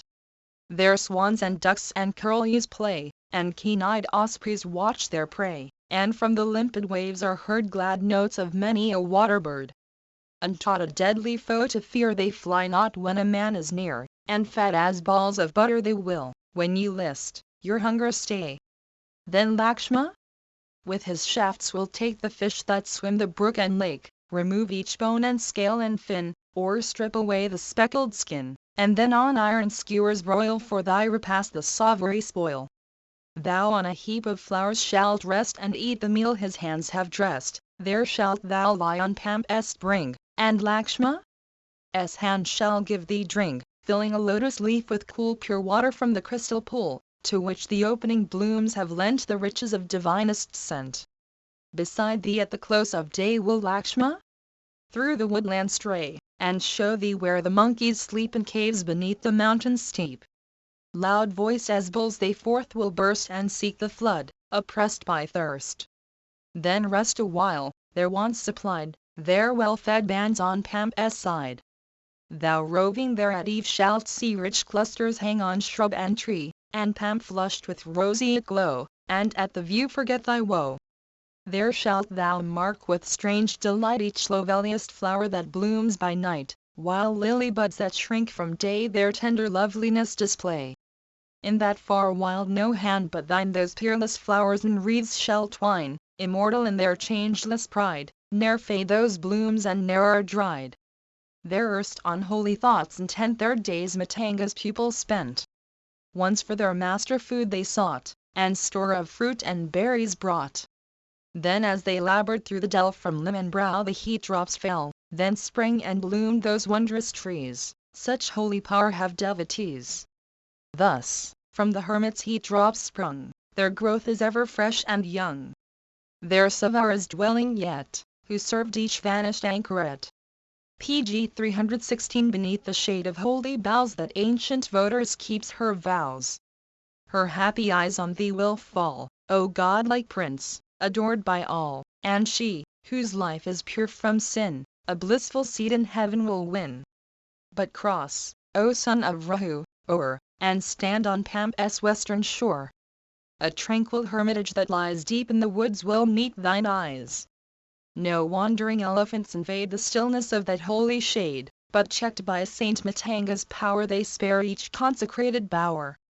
Through many an age those trees have stood world famous as Matanga's wood still. Rahu's son, pursue thy way, through shades where birds are vocal stray, fair as the blessed wood where rove immortal gods, or Nandan's grove. Near Pamp eastward, full in sight, stands Rishima's wood crown height. 'Tis hard to climb that towering steep where serpents unmolested sleep. The free and bounteous, formed of old by Brahm of superior mold, who sink when day is done to rest reclining on that mountain crest, what wealth or joy in dreams they view, awaking find the vision true. But if a villain stained with crime that holy hill presume to climb, the giants in their fury sweep from the hilltop the wretch asleep. There loud and long is heard the roar of elephants on Pamp's shore, who near Matanga's dwelling stray and in those waters bathe and play. Awhile they revel by the flood, their temples stained with streams like blood, then wander far away dispersed, dark as huge clouds before they burst. But ere they part they drink their fill of bright pure water from the rill, delightful to the touch, where meet scents of all flowers divinely sweet, then speeding from the riverside deep in the sheltering thicket hide. Then bears and tigers shalt thou view whose soft skins show the sapphire's hue, and sylvan deer that wander nigh shall harmless from thy presence fly. High in that mountain's wooded side is a fair cavern deep and wide, yet hard to enter, piles of rock the portals of the cavern block 521 fast by the eastern door a pool gleams with broad waters fresh and cool, where stores of root and fruit abound, and thick trees shade the grassy ground. This mountain cave the virtuous old Sugra, and his Vrs hold, and oft the mighty chieftain seeks the summits of those towering peaks. Thus spake Kabanta high in air his counsel to the royal pair. Still on his neck that wreath he bore, and radiance like the sun's he wore. Their eyes the princely brothers raised and on that blissful being gazed. Behold, we go, no more delay. Begin, they cried, thy heavenward way. Depart, Kabanta's voice replied, pursue your search, and bliss betide. Thus to the happy chiefs he said, then on his heavenward journey sped. Thus once again Kabanta won a shape that glittered like the sun without a spot or stain. Thus bade he Ra from the air to great Sugra's side repair his friendly love to gain. Canto LXXV. Savar thus counselled by their friendly guide on through the wood the princes hied, pursuing still the eastern road to Pamp which Kabanta showed, where trees that on the mountains grew with fruit like honey charmed the view. They rested weary for the night upon a mountain's wooded height, then onward with the dawn they hied and stood on Pamp's western side, where Savar's fair home they viewed deep in that shady solitude. The princes reached the holy ground where noble trees stood thick around, enjoying in the lovely view near to the aged voters drew. To meet the sons of Rahu came, with hands upraised, the pious dame, and bending low with reverence meet welcomed them both and pressed their feet. Then water, as beseems, she gave, their lips to cool, their feet to lave. To that pure saint who never broke one law of duty Ra spoke, I trust no cares invade thy peace, while holy works and zeal increase. That thou content with scanty food all touch of ire hast long subdued. That all thy vows are well maintained pg 317 while peace of mind is surely gained, that reverence of the saints who taught thy faithful heart due fruit has brought. The aged voters pure of taint, revered by every perfect saint, rose to her feet by R.A.'s side and thus in gentle tones replied, My penance meed this day I see complete, my Lord, in meeting thee. This day the fruit of birth I gain, nor have I served the saints in vain. I reap rich fruits of toil and vow, and heaven itself awaits me now, when I, O chief of men, have done honor to thee the godlike one. I feel, great Lord, thy gentle eye my earthly spirit purify, and I, brave tamer of thy foes, shall through thy grace in bliss repose. Thy feet by Chitrika strayed when those great saints whom I obeyed, in dazzling chariots bright of hue, hence to their heavenly mansions flew. As the high saints were borne away I heard their holy voices say, In this pure grove, O devotee, Prince Ra soon will visit thee. When he and Lakshma seek this shade, be to thy guests all honor paid. Him shalt thou see, and pass away to those blessed worlds which ne'er decay. To me, O mighty chief, the best of lofty saints these words addressed. Laid up within my dwelling lie fruits of each sort which would supply food culled for thee in endless store from every tree on Pampas shore. Thus to her virtuous guest she sued and he, with heavenly lore endued, words such as these in turn addressed to her with equal knowledge blessed, Danu himself the power has told of thy great master's lofty sould. Now if thou will, mine eyes would fain assurance of their glories gain. She heard the prince his wish declare, then rose she, and the royal pair of brothers through the wood she led that round her holy dwelling spread. Behold Matanga's wood she cried, a grove made famous far and wide. Dark as thick clouds and filled with herds of wandering deer, and joyous birds. In this pure spot each reverend sire with offerings fed the holy fire. See here the western altar stands where daily with their trembling hands the aged saints, so long obeyed by me, their gifts of blossoms laid. The holy power, O Rahu's son, by their ascetic virtue won, still keeps their well-loved altar bright, filling the air with beams of light. And those 7 neighboring lakes behold which, when the saints infirm and old, worn out by fasts, no longer sought, moved hither drawn by power of thought. Look, Ra, where the devotees hung their bark mantles on the trees, fresh from the bath, those garments wet through many a day are dripping yet. See, through those aged hermits pour the tender spray, this bright-hued flower with which the saints their worship paid, fresh to this hour nor change nor fade. Here thou hast seen each lawn and dell, and heard the tale I had to tell, permit thy servant, Lord, I pray, to cast this mortal shell away, for I would dwell, this life resigned, with those great saints of lofty mind, whom I within this holy shade with reverential care obeyed. When Ra and his brother heard the pious prayer the dame preferred, filled full of transport and amazed they marvelled as her words they praised. Then Ra to the voters said whose holy vows were perfected, Go, lady, where thou fain wouldst be, O thou who well hast honored me. Her locks in hermit fashion tied, clad in bark coat and black deer hide, when Ra gave consent, the dame resigned her body to the flame. Then like the fire that burns and glows, to heaven the sainted lady rose, in all her heavenly garments dressed, immortal wreaths on neck and breast, bright with celestial gems she shone most beautiful to look upon, and like the flame of lightning sent a glory through the firmament. That holy sphere the dame attained, by depth of contemplation gained, where roam high saints with spirits pure in bliss that shall for aye endure.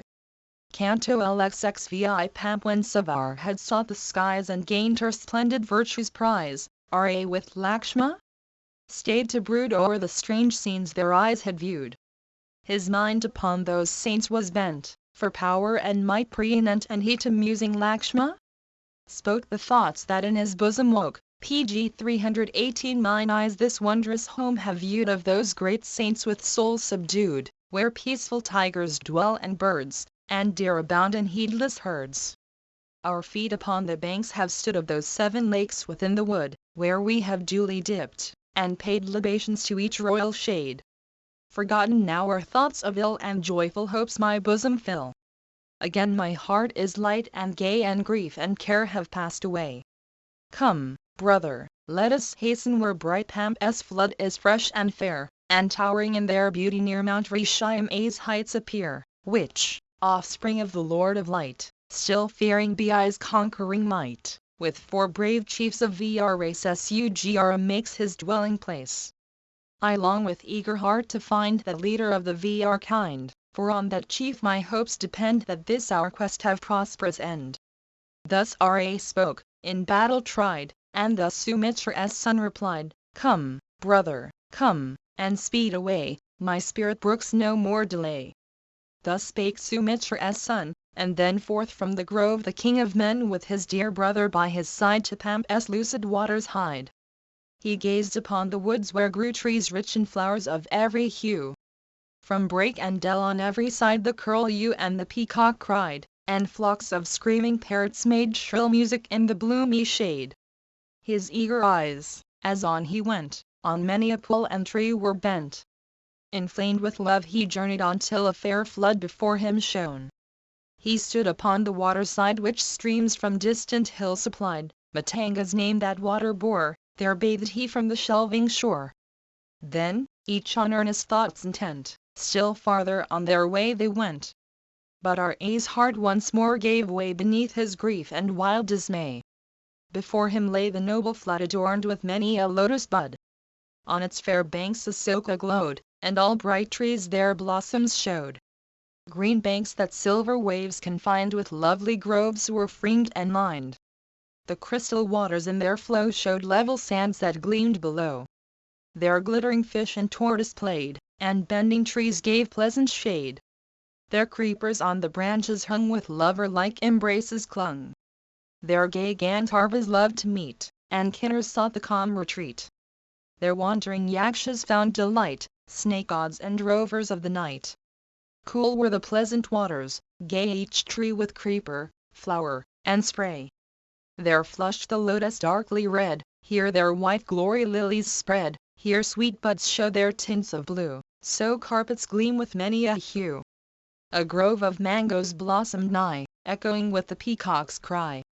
When Ra by his brother's side the lovely flood of Pamp-eyed, decked like a beauty, fair to see with every charm of flower and tree, his mighty heart with woe was rent, and thus he spoke in wild lament, Hear, Lakshma.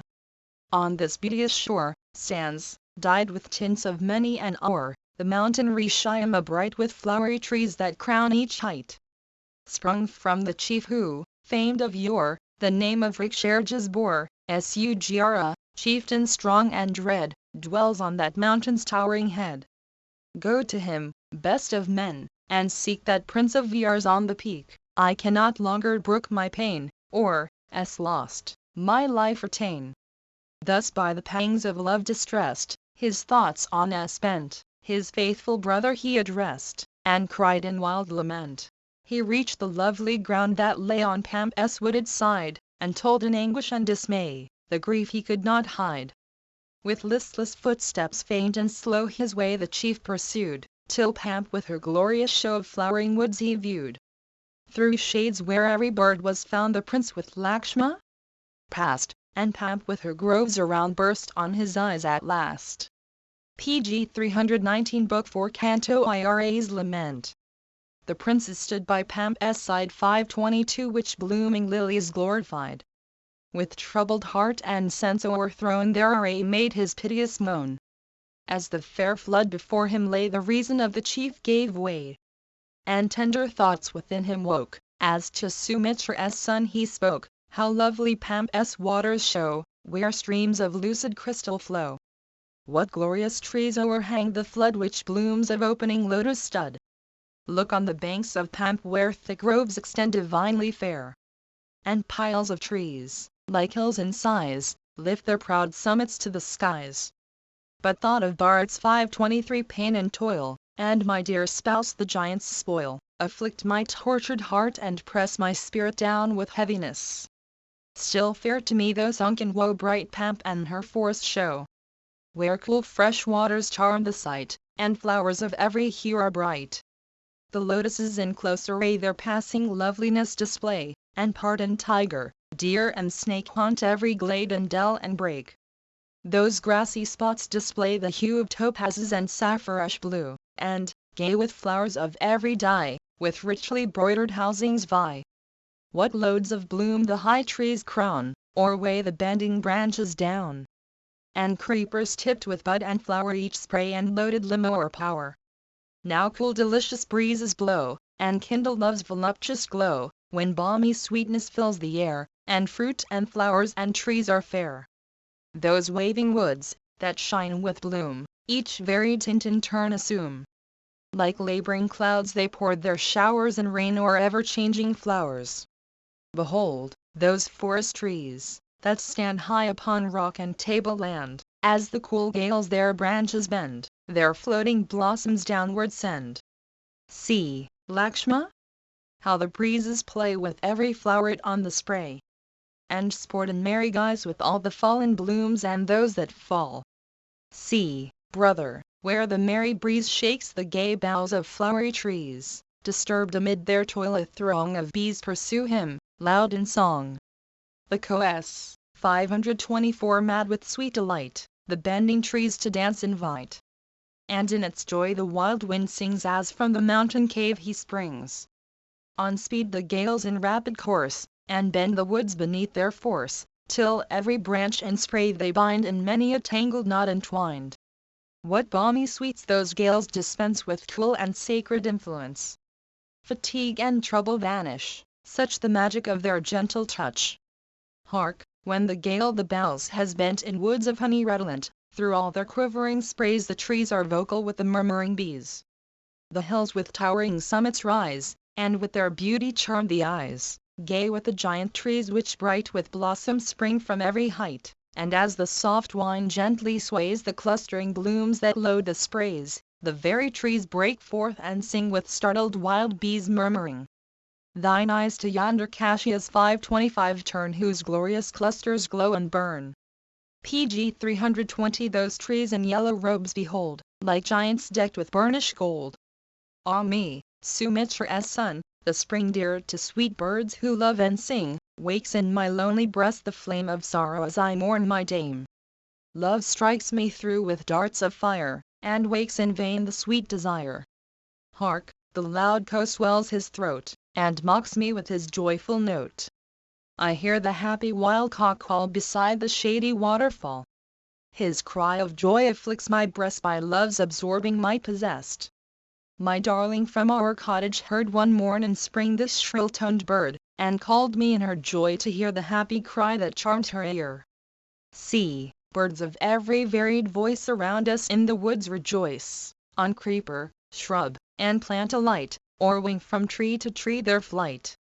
Each bird his kindly mate has found, and loud their notes of triumph sound, blending in sweetest music like the distant warblings of the shrike. See how the river banks are lined with birds of every hue and kind. Here in his joy the coe sings, there the glad wild cock flaps his wings. The blooms of bright Asoka's 526 where the song of wild bees fills the air, and the soft whisper of the boughs increase my longing for my spouse. The vernal flush of flower and spray will burn my very soul away. What use, what care have I for life if I no more may see my wife soft speaker with the glorious hair, and eyes with silken lashes fair? Now is the time when all day long the coes fill the woods with song, and gardens bloom at spring's sweet touch which my beloved loved so much. Ah me, Sumitra's son, the fire of sorrow, sprung from soft desire, fanned by the charms the springtime shows, will burn my heart and end my woes, whose sad eyes look on each fair tree, but my sweet love no more may see. Ah me, from hour to hour love in my soul will wax in power, and spring, upon whose charms I gaze, whose breath the heat of toil allays, with thoughts of her for whom I strain my hopeless eyes, increase my pain. As fire in summer rages through the forest thick with dry bamboo, so will my fawn-eyed love consume my soul o'erwhelmed with thoughts of gloom. Behold, beneath each spreading tree the peacock stands 527 inches frantically, and, stirred by all the gales that blow, their tails with jeweled windows glow. Each bird, in happy love elate, rejoices with his darling mate. But sights like these of joy and peace my pangs of hopeless love increase. See on the mountain slope above the peahen languishing with love. Behold her now in amorous dance close to her consort's side advance. He with a laugh of joy and pride displays his glittering pinions wide, and follows through the tangled dell the partner whom he loves so well. Ah, happy bird! No giant's hate has robbed him of his tender mate, and still beside his loved one he dances beneath the shade in glee. Ah, in this month when flowers are fair my widowed woe is hard to bear. See, gentle love a home may find in creatures of inferior kind. See how the peahen turns to meet her consort now with love-drawn feet. PG 321. So, Lakshma? If my large-eyed dear, the child of Yanik still were here, she, by love's thrilling influence led, upon my breast would lay her head. These blooms I gathered from the bough without my love are useless now. 1,000 blossoms fair to see with passing glory clothe each tree that hangs its cluster burthened head now that the dewy months 528 are fled, but, followed by the bees that ply their fragrant task, they fall and die. 1,000 birds in wild delight their rapture-breathing notes unite. Bird calls to bird in joyous strain, and turns my love to frenzied pain. Oh, if beneath those alien skies, there be a spring where S lies, I know my prisoned love must be touched with like grief, and mourn with me. But ah, methinks that dreary clime knows not the touch of spring's sweet time. How could my black-eyed love sustain, without her lord, so dire a pain? Or if the sweet spring come to her in distant lands a prisoner, how may his advent and her met on every side with taunt and threat? Ah, if the springtide's languor came with soft enchantment o'er my dame, my darling of the lotus eye, my gently speaking love, would die. For well my spirit knows that she can never live bereft of me with love that never wavered yet my SS heart, on me is set, who, with a soul that ne'er can stray, with equal love her love repay. In vain the soft wind brings sweet blossoms on his balmy wings. Delicious from his native snow, to me like fire he seems to glow. Oh, how I loved a breeze like this when darling S shared the bliss. But now in vain for me it blows to fan the fury of my woes. That dark-winged bird that sought the skies foretelling grief with warning cries, sits on the tree where buds are gay, and pours glad music from the spray. That rover of the fields of air will aid my love with friendly care, and me with gracious pity guide to my large-eyed vine and side 529. Hark, Lakshma? How the woods around with love-inspiring chants resound, where birds in every bloom-crowned tree pour forth their amorous minstrelsy. As though an eager gallant wooed a gentle maid by love subdued, enamored of her flowers the bee darts at the wind-rocked tila tree 530 Asoka, brightest tree that grows, that lends a pang to lovers' woes, hangs out his gorgeous bloom in scorn and mocks me as I weep forlorn. O Lakshma?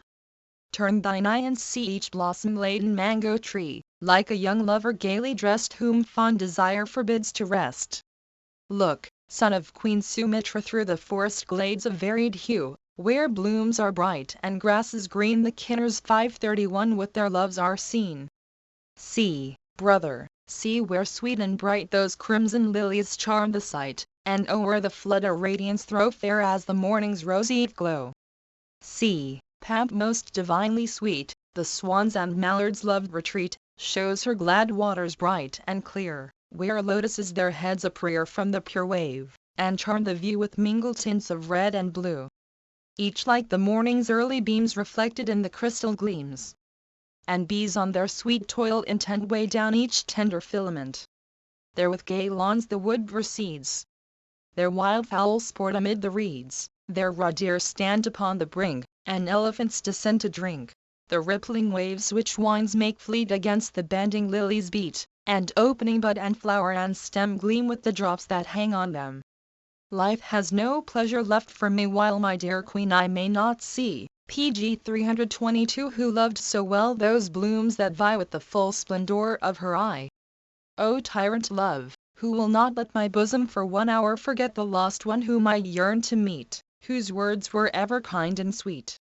Ah, haply might my heart endure this hopeless love that knows not cure, if spring with all his trees in flower assailed me not with ruthless power.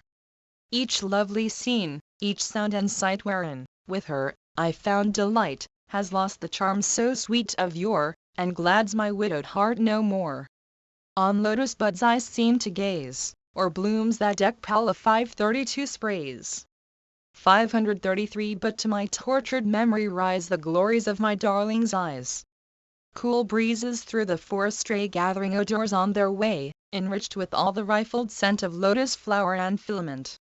Their touch upon my temples falls and ss fragrant breath recalls. Now look, dear brother, on the right of Pamp towers a mountain height where fairest cassia trees unfold the treasures of their burnished gold. Proud mountain king! His woody side with myriad oars is decked and dyed, and as the wind-swept blossoms fall their fragrant dust is stained with all. To yon high lands thy glances turn, with pendant fire they flash and burn, where in their vernal glory blaze Paula flowers on leafless sprays. O Lakshma? Look! On Pamp's side what fair trees rise in blooming pride! What climbing plants above them show or hang their flowery garlands low! See how the amorous creeper rings the wind rock trees to which she clings, as though a dame by love impelled with clasping arms her lover held. Drunk with the varied scents that fill the balmy air, from hill to hill, from grove to grove, from tree to tree, the joyous wind is wandering free. These gay trees wave their branches bent by blooms of honey redolent. There, slowly opening to the day, buds with dark lustre deck the spray. The wild bee rests a moment where each tempting flower is sweet and fair, then, colored by the pollen dyes, deep in some odorous blossom lies. Soon from his couch away he springs, to other trees his course he wings, and tastes the honeyed blooms that grow where Pamp's lucid waters flow. See, Lakshma? See, how thickly spread with blossoms from the trees o'erhead, that grass the weary traveler woos with couches of 1,000 hues, and beds on every height arrayed with red and yellow tints are laid. No longer winter chills the earth, 1,000 flowerets spring to birth, and trees in rivalry assume their vernal garb of bud and bloom. How fair they look, how bright and gay with tasselled flowers on every spray! While each to each proud challenge flings born in the song the wild bee sings. That mallard by the river edge has bathed amid the reeds and sedge. Now with his mate he fondly plays and fires my bosom as I gaze. Mandan 34 is far renowned, no Lovelier flood on earth is found. But all her fairest charms combined in this sweet stream enchant the mind. Oh, if my love were here to look with me upon this lovely brook, never for Yadhi would I pine, or wish that Indra's lot were mine. If by my darling's side I strayed o'er the soft turf which decks the glade, each craving thought were sweetly stilled, each longing of my soul fulfilled. But, now my love is far away, those trees which make the woods so gay, in all their varied beauty dressed, wake thoughts of anguish in my breast. That lotus-covered stream behold whose waters run so fresh and cold, PG 323 Sweet Rill, the wild fowl's loved resort, where curlew, swan, and diver sport. Where with his consort plays the drake, and tall deer love their thirst to slake, while from each woody bank is heard the wild note of each happy bird. The music of that joyous choir fills all my soul with soft desire. And, as I hear, my sad thoughts fly to S of the lotus eye, whom, lovely with her moon-bright cheek, in vain mine eager glances seek. Now turn, those shiquared lawns survey where heart and hind together stray. Ah, as they wander at their will my troubled breast with grief they fill, while torn by hopeless love I sigh for S of the fawn-like eye. If in those glades where, touched by spring, gay birds their amorous ditties sing, mine own beloved I might see, then, brother, it were well with me, if by my side she wandered still, and this cool breeze that stirs the rill touched with its gentle breath the brows of mine own dear Vidhan spouse. 4. Lakshma? Oh, how blessed are those on whom the breath of Pamp blows, dispelling all their care and gloom with sweets from where the lilies bloom. How can my gentle love remain alive amid the woe and pain, where prisoned far away she lies, my darling of the lotus eyes? How shall I dare her sire to greet whose lips have never known deceit? How stand before the childless king and meet his eager questioning? When banished by my sire's decree, in low estate, she followed me. So pure, so true to every vow, where is my gentle darling now? How can I bear my widowed lot, and linger on where she is not, who followed when from home I fled distracted, disinherited? My spirit sinks in hopeless pain when my fond glances yearn in vain for that dear face with whose bright eye the worshipped lotus scarce can vie. Ah, when, my brother, shall I hear that voice that rang so soft and clear, when, sweetly smiling as she spoke, from her dear lips gay laughter broke? When worn with toil and love I strayed with through the forest shade, no trace of grief was seen in her, my kind and thoughtful comforter. How shall my faltering tongue relate to Queen Causilius's fate? How answer when in wild despair she questions, where is where? Haste, brother, haste, to Baratai, on whose fond love I still rely. My life can be no longer borne, since from my side is torn. Thus like a helpless mourner, bent by sorrow, Ra made lament. And with wise counsel Lakshma tried to soothe his care, and thus replied, O best of men, thy grief oppose, nor sink beneath thy weight of woes. Not thus despond the great and pure and brave like thee, but still endure. Reflect what anguish wrings the heart when loving souls are forced to part. And, mindful of the coming pain, thy love within thy breast restrain. For earth, though cooled by wandering streams, lies scorched beneath the midday beams. Ra? His steps to hell may bend, or lower yet in flight descend. But be thou sure, O Rahu's son, avenging death he shall not shun. Rise, Ra, rise, the search begin, and track the giant foul with sin. Then shall the fiend, though far he fly, resign his prey or surely die.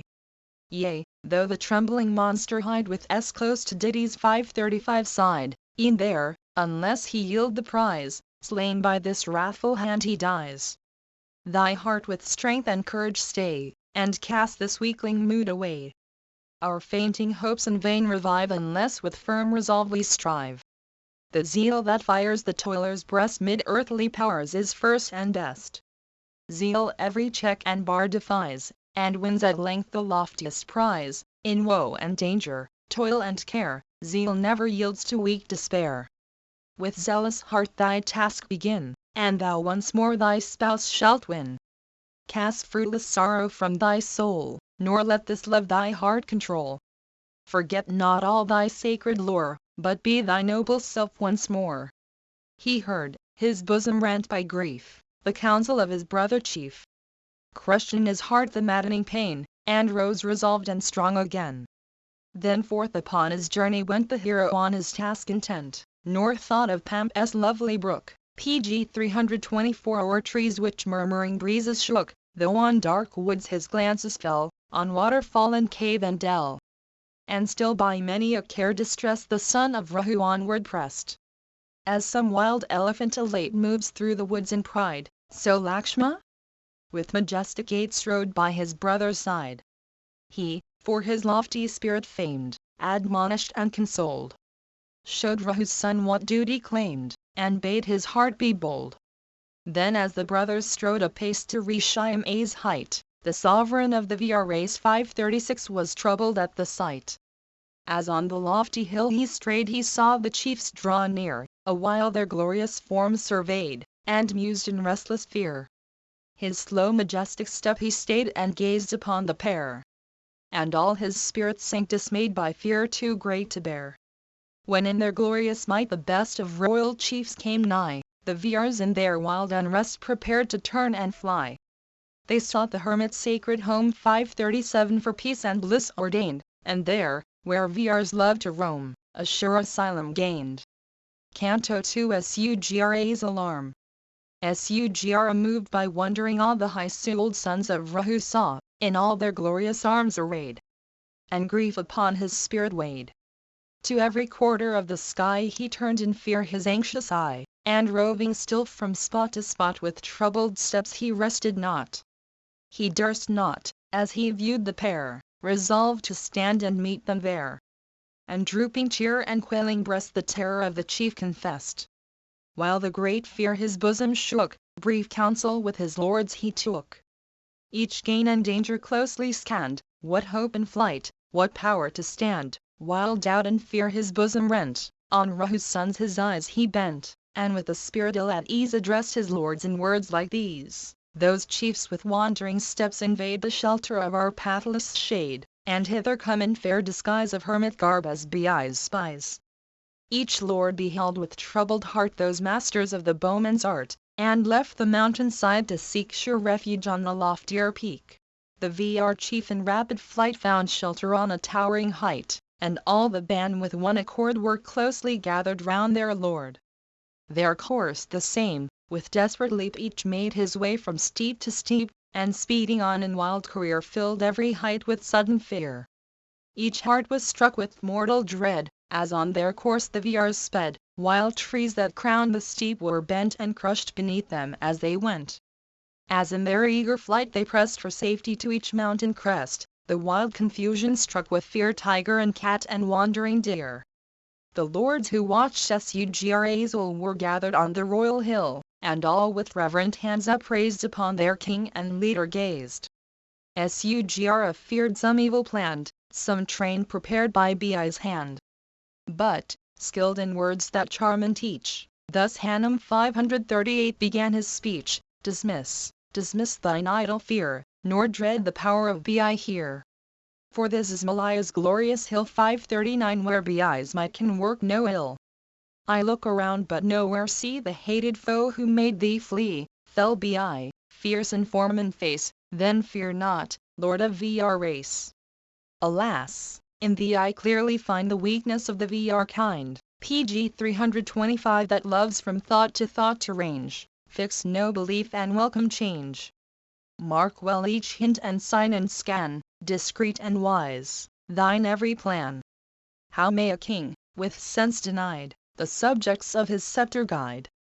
Han 540 wise in hour of need, urged on the chief his prudent rede. His listening ear Sugr bent, and spake in words more excellent. Where's the dauntless heart that free from terror's chilling touch can see two stranger warriors, strong as those, equipped with swords and shafts and bows, with mighty arms and large full eyes, like glorious children of the skies?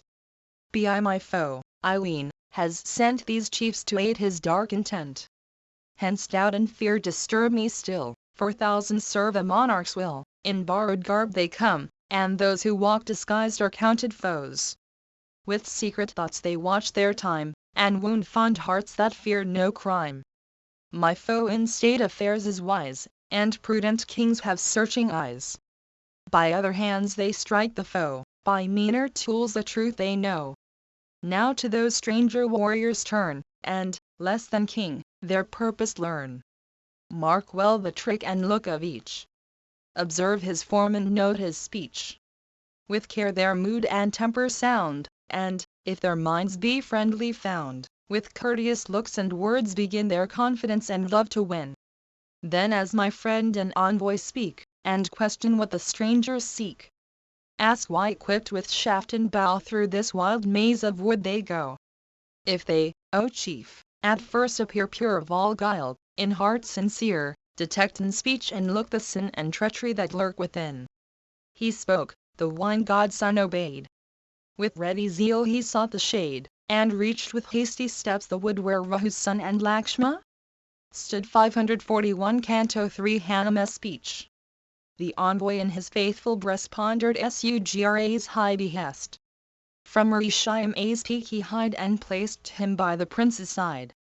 The wine god's son with cautious art had laid his Vr form apart, and wore, to cheat the stranger's eyes, a wandering mendicant's disguise. 542 Before the hero's feet he bent and did obeisance reverent, and spoke, the glorious pair to praise. His words of truth and courteous phrase, high honor duly paid, the best of all the VR kind addressed, with free accord and gentle grace, those glories of their warrior race, O hermits, blessed in vows, who shine like royal saints or gods divine, O best of young ascetics, say how to this spot you found your way, scaring the troops of wandering deer and sylvan things that harbor here, searching amid the trees that grow where Pampas gentle waters flow, and lending from your brows a gleam of glory to the lovely stream.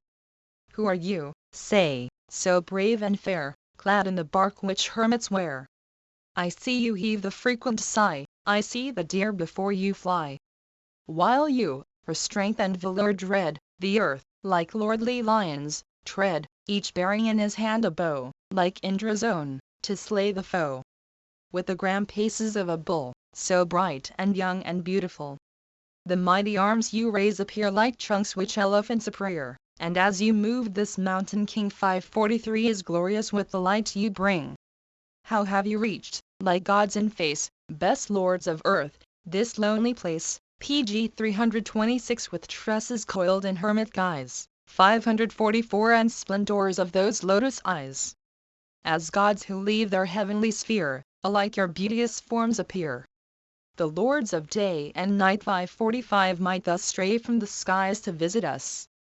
Heroic youth, so broad of chest, fair with the beauty of the blessed, with lion shoulders, tall and strong, like bulls who lead the lowing throng, your arms, unmatched for grace and length, with massive clubs may vie in strength. Why do no gods those limbs adorn where priceless gems were meetly worn? Each noble youth is fit, I deem, to guard this earth, as Lord Supreme, with all her woods and seas, to reign from Meru's peak to Vindhya's chain. Your smooth boughs decked with dyes and gold are glorious in their master's hold, and with the arms of Indra 546 vie which diamond splendors beautify. Your quivers glow with golden sheen, well stored with arrows fleet and keen, each gleaming like a fiery snake that joys the foeman's life to take. As serpents cast their sloughs away and all their new-born sheen display, so flash your mighty swords inlaid with burning gold on hilt and blade. Why are you silent, heroes? Why my questions hear nor deign reply? Sugra, lord of virtuous mind, the foremost of the VR kind, an exile from his royal state, roams through the land disconsolate. I, Hanum, of VR race, sent by the king have sought this place, for he, the pious, just, and true, in friendly league would join with you. Know, godlike youths, that I am one of his chief lords, the wine god's son. With course unchecked I roam at will, and now from Rishima's hill, to please his heart, his hope to speed, I came disguised in beggar's weed. Thus Han, well trained in lore of language, spoke, and said no more. The son of Rahu joyed to hear the envoy's speech, and bright of cheer he turned to Lakshma by his side, and thus in words of transport cried, the counselor we now behold of King Sugra righteous old.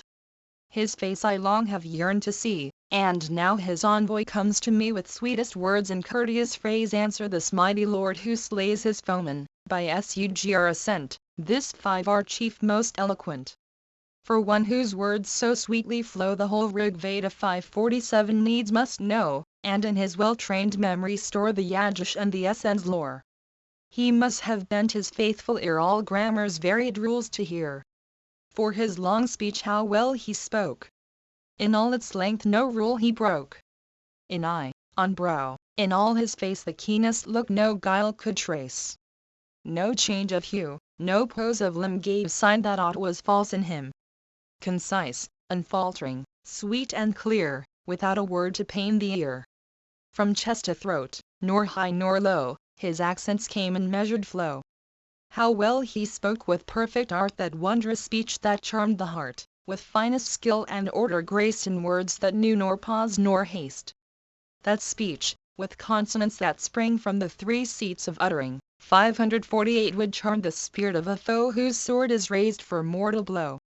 How may a ruler's plan succeed who lacks such envoy good at need? How fail, if one whose mind is stored with gifts so rare assist his lord? What plans can fail, with wisest speech of envoy's lips to further each? Thus Ra spoke. And Lakshma, taught in all the art that utters thought, to King Sugra's learned spy thus made his eloquent reply: full well we know the gifts that grace Sugra, lord of our race, and hither turn our wandering feet that we that high-souled king may meet. So now our pleasant task shall be to do the words he speaks by thee. His prudent speech the Vr heard, and all his heart with joy was stirred, and hope that league with them would bring redress and triumph to his king. PG 327 Canto 4 Lakshman's reply. Cheered by the words that Ra spoke, joy in the Vr's breast awoke, and, as his friendly mood he knew, his thoughts to King Sugra flew. Again, he mused, my high-souled lord shall rule, to kingly state restored.